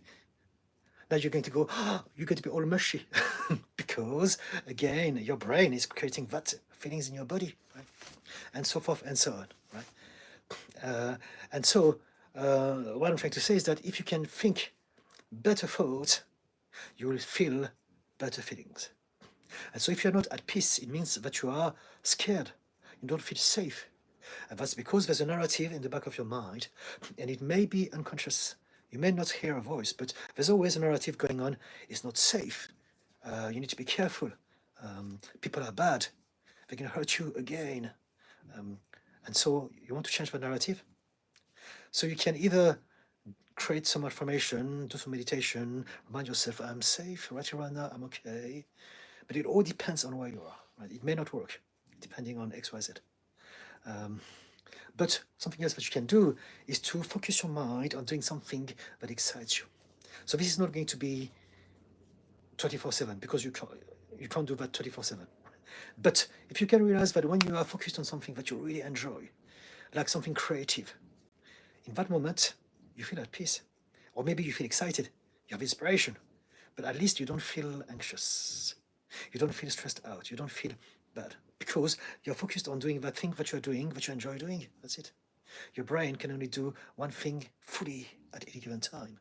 And so if you are fully focused on something that really, really stimulates you positively, you can be drawing, you can be organizing your clothes, you can be dancing, you can be whatever that excites you, do things that you enjoy, and in those moments, you're not going to feel unsafe because your mind is excited. Now, there are some moments where you need to chill, right? You can't dance 24/7. And so what you want to do is to um, learn how to practice mindfulness and meditation. Now, the first bit is very important because even though you can't be joyful 24/7, at least it's giving you the reminder that you have power over how you feel. It's teaching you that you have some power about your feelings. If you choose better thoughts, then your body will give you better feelings. And so that's very, very powerful. The more you do this, the more you remind yourself of your own power. And next, as you know that, you learn how to be mindful and practice meditation. So it's a whole process. But if you know the first part, that you can do this, then that will give you an incentive to learn about practicing and applying mindfulness in all moments of your life. And mindfulness is the skill that teaches you how to be present in this moment so that you don't feel anxiety or depression. Depression is very often connected with the things that we tell ourselves because of what happened in the past. Anxiety is always connected to the future. We're worried about the future, we want to control the future because of whatever happened to us in the past. And so what is mindfulness? Is being present. Right here and now, there's nothing to fear, there's nothing to worry about, there's nothing to be angry about. And that's pretty much what mindfulness is. It's teaching us that right here and now, for the vast majority of time, unless you are facing an immediate threat and danger, a real one, then you're zen, there's nothing to worry about. And as you do this, as you practice and develop that skill, so repetition, and also learning, a protocol that works for you, then you'll be able to create a space where you can come back to and find peace. I hope it helps. What do you say? Pumpkin Puff. Kate, hi Didi, I hope you are well. Thank you so much, Kate. How about you?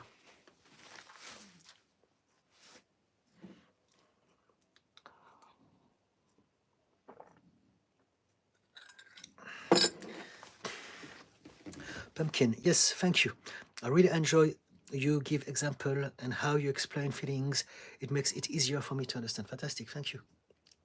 Thank you. Ask me more. Anything else you want to discuss or learn about? Or just have an opinion about?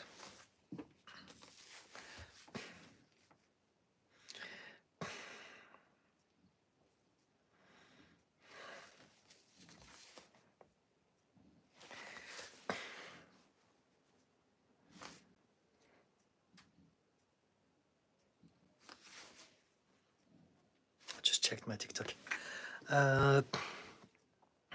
Pumpkin, emotions are very complicated for me, so I'm working on regulating. Okay. So regulating emotions is very important. But before we regulate emotions, we want to be familiar with them. We want to acknowledge them. We want to recognize them. We want to realize that all of your emotions are valid and none of them are dangerous. And there's a very important aspect of emotions is that they don't last more than 90 seconds in your body.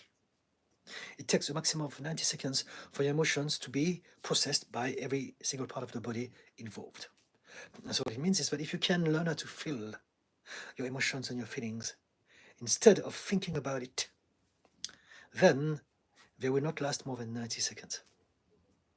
When we feel anxiety, fear, or anything like that, or anger, resentment, or sadness, depression for more than 90 seconds, it is because we keep on thinking the thought that triggers that emotion/feeling. That's it. That's the only reason. So what do? We do this because we don't realize that your emotions and your feelings, they're not meant to be thought about. Thoughts are meant to be thought. Emotions are meant to be felt. That's the difference, right? And so you want to utilize the right mind, the right language for the right information. So whenever you feel bad about anything, try to locate where that emotion is in your body. It can be in your chest, it can be in your stomach, it can be in your head, your jaw, your neck, anywhere. Find a place, locate it. And then what I always teach people is to give it a shape, give it a color, give it a name, and sit with that feeling, that emotion. Just acknowledge it, allow it to express itself in your body so that you can feel it. There's one exception, panic attack. If you have a panic attack, we don't do that, right? But for all the other emotional states, you want to actually get acquainted with how it feels and realize that you're safe. If you don't think about it, if you just feel it, then you realize that it's just an energy that's going through your body and it's going to come out of it at some point. If you think about it, you're going to hold it and it's going to stay in your body forever, as long as you think about it. And then also, if you think about it for too long, it starts to metamorphose and develop into other stuff. So it gets more complicated over time. But if you can learn how to appreciate, okay, one of my clients came up with I don't know, a random name for George, and it's a triangle and it's orange, and that was her anxiety. And then I said to her, you know what? How bad is it on a scale of 1 to 10? And she told me, it's a 5. So, okay, you know what? Crank up the volume. I want you to turn up the volume. Imagine a button and you are making it worse. And so she did it. So it wasn't a panic attack. It was just lingering. And then she could make it feel a tiny bit more. But eventually it died off. Even if she tried, she couldn't make it worse. After a few seconds, it disappeared. And if we can do this, then we can learn how to feel good about all of our emotions. No matter what we feel, it's okay to acknowledge, and we want to absorb and process those emotions as they happen because they exist for a reason. They need to be processed. Otherwise, if they're repressed, they're going to affect your organs. It's going to affect your physical health, your immune system, your nervous system, all of those things. And so it's very important to process and realize it's just an emotion, whatever that it is. Shame, no problem. Anger, no problem. Sadness, no problem. And so forth and so on. We just feel it, and eventually, it's gone, just like that. And now we are back into a place of mental clarity. We can do some breath work to reset our nervous system. There's a lot of things we can do. But you want to realize that the emotions are not our enemies, and we create problems because we're trying to avoid them more often than not. We've been told that it's bad to feel. Maybe it's dangerous. Maybe if as a child we try to express ourselves, don't be too loud, too noisy, be quiet.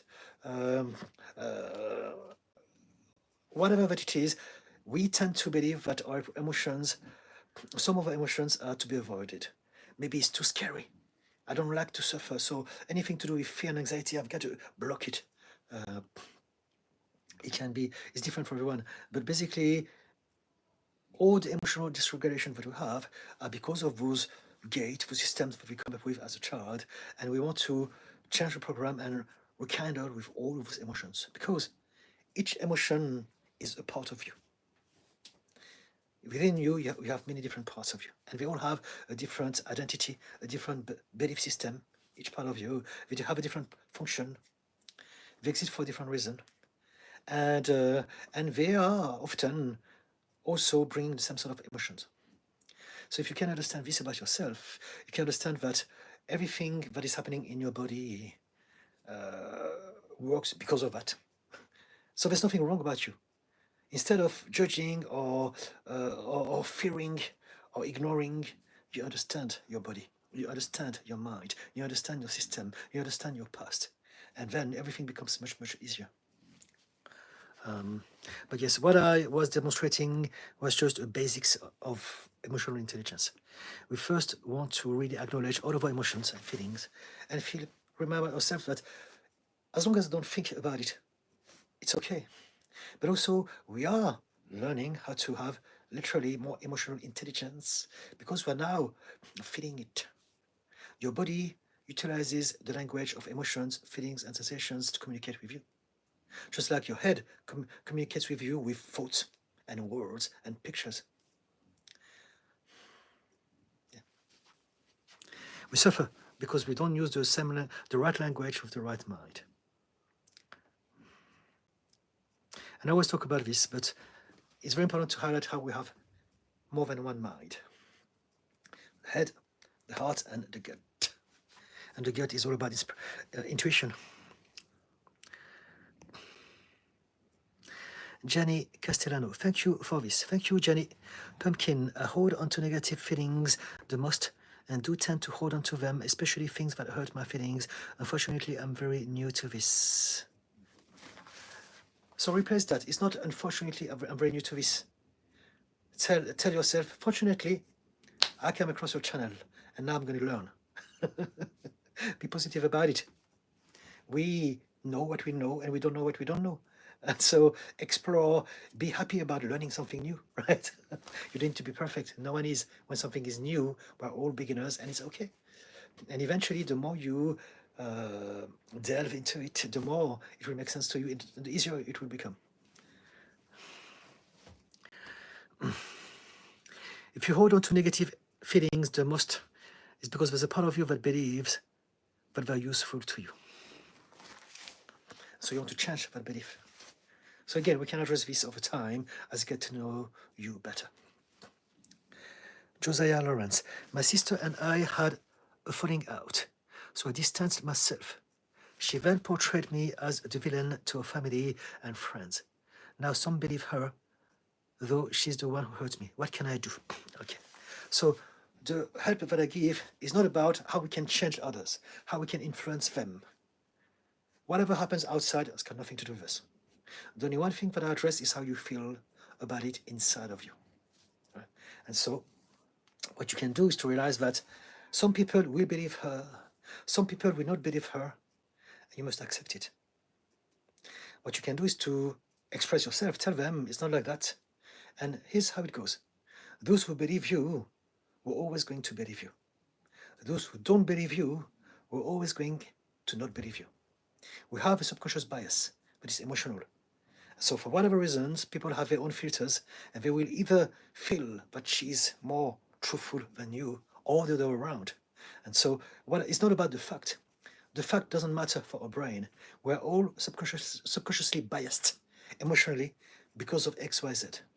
And so people who believe her were always meant to believe her, and those who believe you will always believe you. For that sort of conversation, just accept it. That's it. Do your best to explain. Some people will get it, some people will not. Accept that some people will not get you. Accept that some people will think that you are the body. If that's their choice, it's not a real choice. If that's their interpretation of things, there's something you can do about it. Now, if it's really, really important for you to get them to understand you, we can talk about this, but we need to know them, we need to know you, we need to know about our whole story so we can find a way to explain things. But it's quite deep and it's quite specific, so we need to have a lot of information. But the easiest way to look at it, really, is to accept that some people will like you, some people will be on your side, and some people will not, and it's okay. Just conduct your life in a way that is aligned with your own values, and eventually people will see what you're made of and they will get it. And those who don't, they were never meant to. I hope it makes sense. Does it, Josiah? Jennifer, McCarthy, 100%. Thank you. Pumpkin. So I need to reestablish how I think / feel emotionally. Yes. You want to have a new system of thoughts and emotions. You want to change the way you feel, the way you address. You want to change your relationship with your body and your emotions, essentially. And the way you think as well. If you realize that your thoughts are just thoughts, there are thoughts all the time happening, you don't need to absorb all of them. You don't need to entertain them in your head if they don't serve you. But if you can realize that whatever thought you choose to entertain in your mind creates how you feel in your body, then you choose better thoughts. And then you feel better about yourself. And as you learn how to feel better about yourself, it becomes a skill. You become better and better at it. And eventually, you can create a better life for you and let go of some bad habits from the past. And by habit, I mean habits of thoughts and habits of emotions. Parody, thank you for everything you said. I will make it here each Saturday. Thank you so much, Parody. Please come back. Yes. So today I came at, I think 6 o'clock is not a bad time. So I may stick to that time for the time being. Start from 6 p.m. UK time. I think it also works for me in regards to my Saturday. It means that I can do a lot of things in the day as opposed to having it in the middle of the day. So I'm going to stick for that for now. What I do every morning, depending on my schedule, if I have a client, then I may have to change it, depending on the time that they need me. But every morning, check my YouTube channel because I will schedule the live. And so the schedule will basically let you know, guys, at what time I've decided to go live. And thank you for this parody.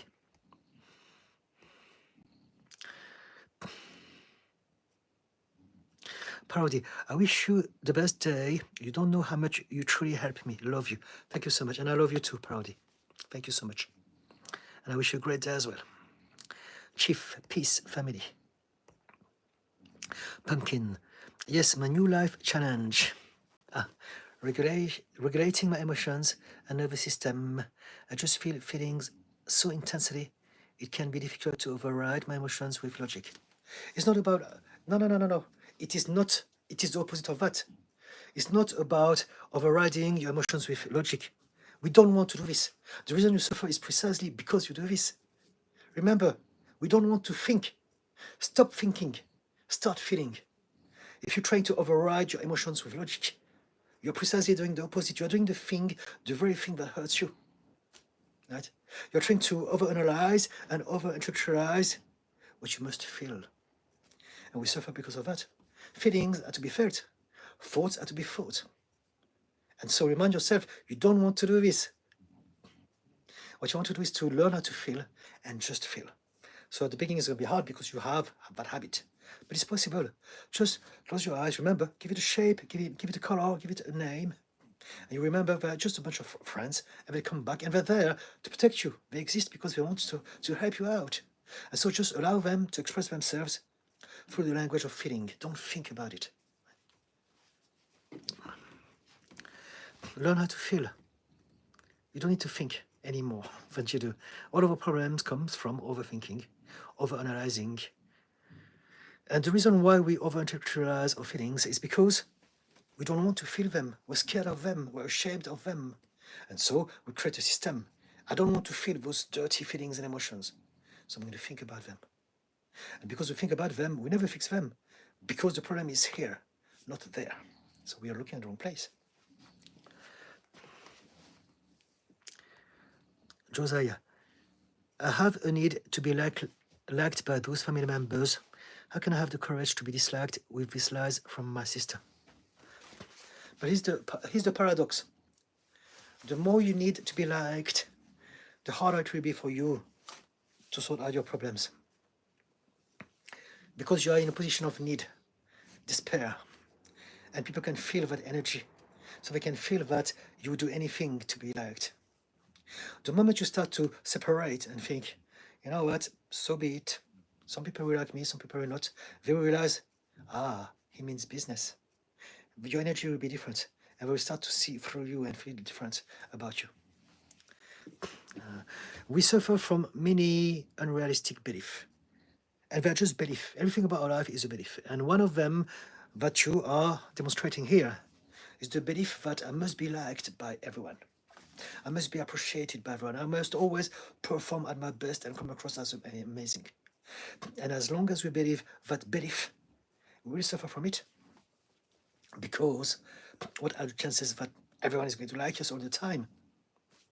Right? Some may, many won't, and it's okay. So we want to change that belief. We want to accept that it's okay for people to dislike us, but also you want to realize, why is it so important to you? I must be liked by them. And the reason why you think that is because maybe, probably, there's a part of you that believes that I must be liked by them because they're the most important people in the world, and without their validation, I'm nothing. My worth is reflected by how much they look up to me or not. And this is not true. Your worth is not defined by the opinion of some people, even if it's your parents. Your worth is determined by you just being you in this world. You don't need to prove anything to anyone. You are worthy just by virtue of you being alive and existing in this universe. The universe doesn't do anything by accident. And we are here because we complete the universe, we complete everythingness. And so you already have a seat in the world and you are worthy of who you are. Now you have the belief that you need their validation to feel loved, to feel enough, to feel safe, to feel seen. And it's just not true. Realize this and work on that belief. Right? I know that it's a lot to ask. Again, I don't know you, so I wouldn't be able to give you so much advice at this point in time. But if I get to know you more, we can explore those conversations together in greater depth and more specificity as well. Because everyone is different. So there are no generic answers and advice that I could give, really. Except for the realization that we suffer from belief that we can change. The world is full of people. I always say this, I think every life. There's zillions of us. And so we suffer because we believe that only that cluster of people is more important than everyone else. But if we could realize that we've been putting so much effort into a bunch of people for whom love is conditional and transactional. And that's the reason why we're suffering. If we can look up and realize there's a lot of people, and some people are more than happy to love us unconditionally. How about chilling with them instead? Being with people with whom you can just be yourself without having to do anything to be liked or accepted. That would make a huge difference in your life, wouldn't it? Now, it's not nuclear, all black or white. But if you can let go of the importance that you have of some people in your life, life will not only be easier for you, but also your energy will be different. And the relationship that you have with those people will also change as a result of this. The reason why our old relationships with our family member or people close to us are difficult to change is precisely because we have installed an emotional dynamic that is subconscious. And so if we don't challenge that energy, that dynamic is going to stay the same.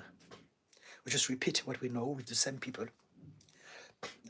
When we are facing certain people, we are different because we are different people to us. We don't behave the same with our parents, with certain siblings, with our neighbor, with our boss, with our clients, with our friends, with our foes.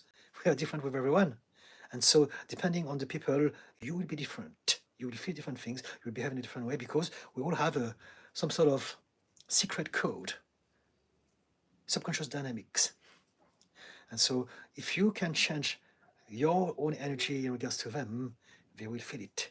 And that will start to shake that dynamic a little bit.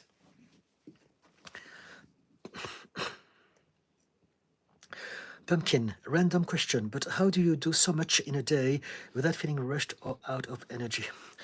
I do it when I can. If I don't have energy enough, I will not do it. Or you may see me for doing a much shorter live, and then I will say, you know what, guys, it's too much, I can't do this, I gotta go, goodbye, see you next week. It has happened in the past on TikTok. On YouTube, I'm doing quite well. I think that's because I'm trying to make sure that I have more energy for the YouTube one. And that's because on YouTube, the difference between TikTok and YouTube is that on TikTok, the videos live don't stay, whereas on YouTube, they do stay. So I'm aware that I've got to be on my top game so that when people replay, if anyone ever replays this live on YouTube, they have something coherent that they can use. And on TikTok, sometimes I'm much more laxed, and sometimes yeah, my energy is different. Um, but yes, but generally speaking, I'm doing my best to juggle with all sort of things all throughout my days, and there are many sort of things going on, and yes, I just go with the flow and see what happens. I'm not always energetic. Sometimes I think there are some videos of me that you may find on my YouTube where I'm more lethargic, or there may be some other videos where I'm more frantic. I think there's a video where I came out of the gym and I took a lot of caffeine before, so I'm a bit high on caffeine, and so my energy is different. So yeah, it depends. But I'm just human, just like everyone. So I fluctuate like everyone. Pumpkin. Okay, just feel feelings so that they can be processed. Yes, and go away with time. Yes. Instead of thinking and holding on to them. Yes, yes, yes, yes, yes, yes. I'd like to practice mindful breathing. Check it out. Google it. Check out breath work and learn how to practice that. Right. There are two types of breath work that are very, very popular and used by a lot of therapists like me. One is called box breathing, and the other one is called 478. Just check it out on Google. And that will help you how to reset your nervous system when you're overwhelmed or feeling stressed out or anxious or angry. Duncan Alexander, what is RTT? RTT stands for Rapid Transformational Therapy. It's a protocol that I use with my clients in my practice. It's a method invented by Marisa Peer, and it's a blend of hypnosis, regression, and belief reframing at a subconscious level. So basically, we go back into the memories of the past, and I change the energy, the emotional energy of those memories, so that when the person doesn't have, so we go back to the places where people have created the limiting belief, but has escalated and gone out of control and creating all those problems in their life now. Everything is down to belief. And then when we change how people feel about certain episode to do with a belief, they are changing themselves right around now, because there's not a place called the past. There's only our relationship with something that happened to us and how it has changed our personality. So if we can change how we feel about some memories of the past, we're literally changing our very personality.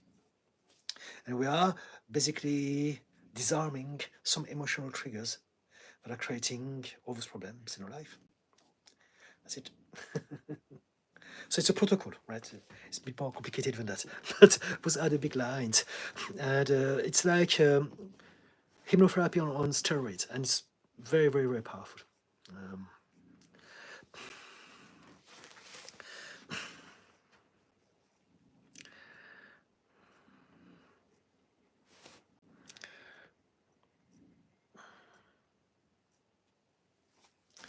To go back to Pumpkin asking me about how I feel so much energy, also, when I'm very focused on something, again, I've got different conditions that help me do that, but I can hyper focus and I can find some extra energy to keep going. A little bit more than people who don't have my conditions.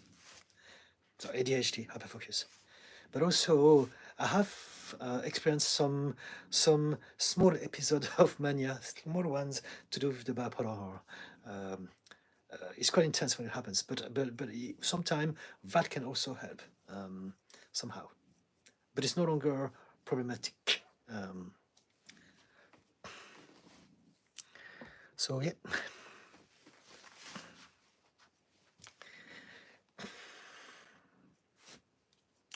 Any more questions or comments?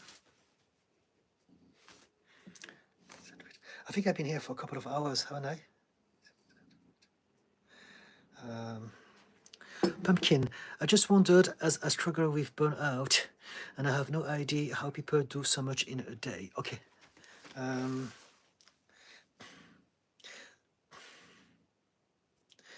It's not about how much you do. It's what you do and why you do it. Burnout can be the result of many things. But do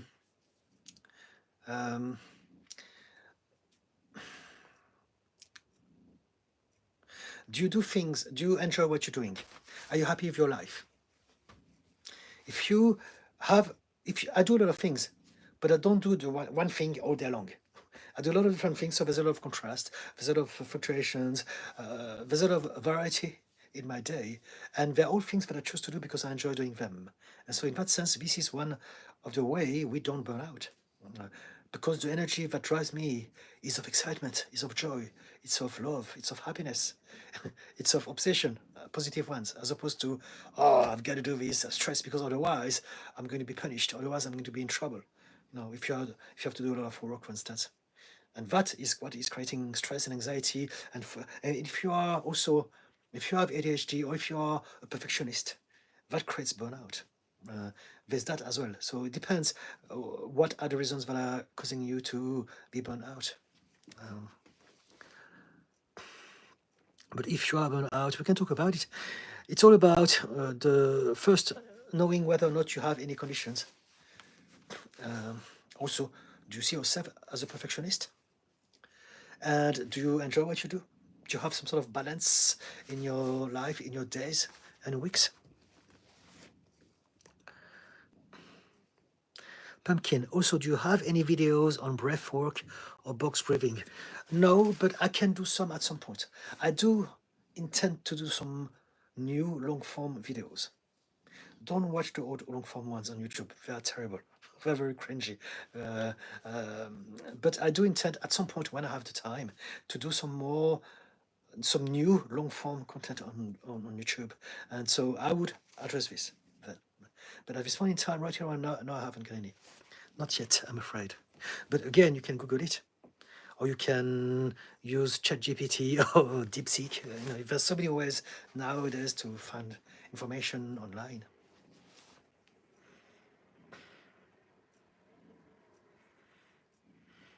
Pumpkin, sorry for all the questions. Don't be sorry, not at all. Enjoy them. Thank you for your questions. Eva Pulior Maticello, I left a lengthy comment on one of your videos some time ago. Could you maybe now talk about it? Why won't let me paste the link? Ask me again. I don't remember. I wouldn't remember. Every morning, I've got tons of comments on YouTube and TikTok and Instagram or different places, and I can't remember anything. But I'm more than happy to address this now if you can. So often what I say to people is, ask me on the live, because very often people ask me things that can't be resumed in few words. It's a conversation to have.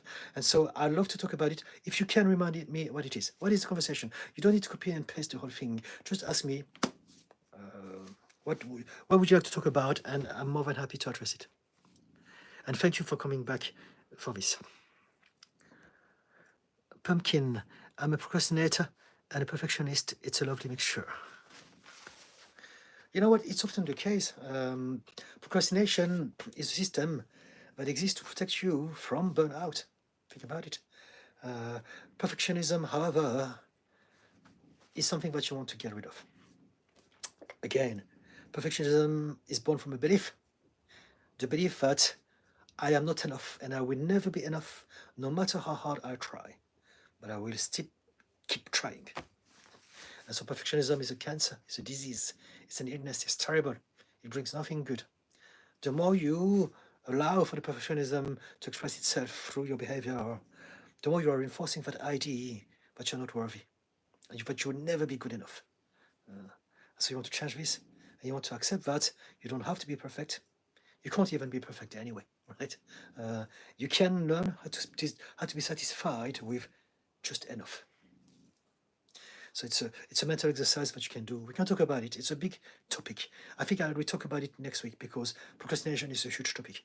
But you can, just to give you the highlight, you can absolutely learn how to be more satisfied with less.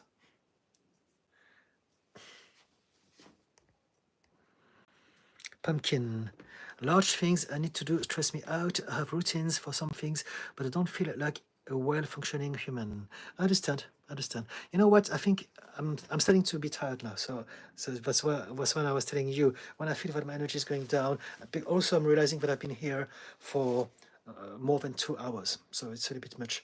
I do have to carry on with my day, and so I'm going to slowly go. I'm going to answer quickly the last questions, but I want to spend more time talking about it next time, if you don't mind, Pumpkin. In the meantime, what I can give you is just for you to break things in little baby chunks. That's it. It's so very simple. You say it yourself. Large things are pressurizing for you because they're large, so you're thinking big thing. If you can break it down in small little baby steps, easy, piece of cake. Take it one chunk at a time. That's it. Have breaks regularly, get back to it, focus on the doing, not the outcomes. And just like that, eventually things will become easier and better. You become more productive. You see, I'm starting to stutter. That's me being fatigued mentally. And so, yes, come back next week, and I promise you, we can talk about this in great length. Okay. Eva, yes, thank you. It was the video about avoiding what causes the anxiety, how that makes it worse, and I left a lengthy comment about how exposing myself to the anxieties have made them so much worse. Let me try again. It was the video about avoiding what causes the anxiety. I don't know if we can cause, I mean, unless we know precisely what it is, but very often anxiety is just a system that is there and it's not necessarily related to anything that is happening here. It's just in your nervous system. But let me try to understand. And how that makes it worse. Okay, so avoiding what causes you the anxiety makes it worse. And I left a lengthy comment about how exposing myself to anxieties I have made them so much worse. I don't understand. I'm so sorry. And I'm starting to get tired because I've been here for 2 hours. So I think I'm going to ask you to come back next week from 6 o'clock, if you don't mind. Because I don't want to give you thing if I don't fully grasp what it's about. Unfortunately, you're just coming at the end of it, and my brain is heavy now, so I won't be able to give you much more, only for the fact that I don't understand. Would you mind coming back next week? I'm here every Saturday, and I've decided for now to come in the evening from 6 o'clock UK time evening. And I will have a clear mind next time, or the following one, if you can make it the next, and hopefully we can address all those things, please. Because it's hurting my brain to reread it. It's confusing to me. I'm so sorry. Pumpkin, yes, I would love to talk more in depth about those things next week. I appreciated all your time and advice. Thank you so much, Pumpkin. Thank you for talking with me. I hope you have a wonderful rest of your day/night. Thank you. If we can talk about it some other time, if you're tired, no worries. Thank you so much. Thank you. I would love to do this, but it's just that. Thank you anyway. Thank you, Eva. Thank you. Guys, I'm going to go now. Eva, I don't mind at all. See you then. Fantastic. Thank you so much. Guys, I love you all. Thank you for attending. Again, just as a reminder, I am on TikTok and YouTube. So I do my best to go live on TikTok in the evening, weekdays. But that's whenever I've got time, energy, and depending on my schedule. So it's very unpredictable. Whereas on YouTube, it's every Saturday afternoon, and now we have established from 6 p.m. UK time. And so do come back. If you have any questions, write it down so you remember next time from 6 o'clock. And bring friends along if you believe that they can use my help. Follow me, subscribe, please. And if you enjoy my content, let me know. You can ask me things also in my content. But that's pretty much it, I think. If you need more details about me, also as a therapist and coach, there should be a link on all of my videos. I know that the link doesn't work, so you can copy and paste it. And if you want to know more about me, we can organize a discovery call together on Zoom. Apart of that, that's it. I'm gonna go now. Guys, I wish you a great day or night, wherever you are. And also as a reminder, every live that I do on YouTube stay on YouTube. So you can always go on my profile on the live section and you can find all of my lives if you have interacted with me and you wanted to retrieve some information that you may have forgotten. Okay. Mars, Biscitelli, thank you for what you do. Thank you so much, Mars. Guys, have a great one. Take care. Love you all. Remember to be kind to yourself. And bye-bye.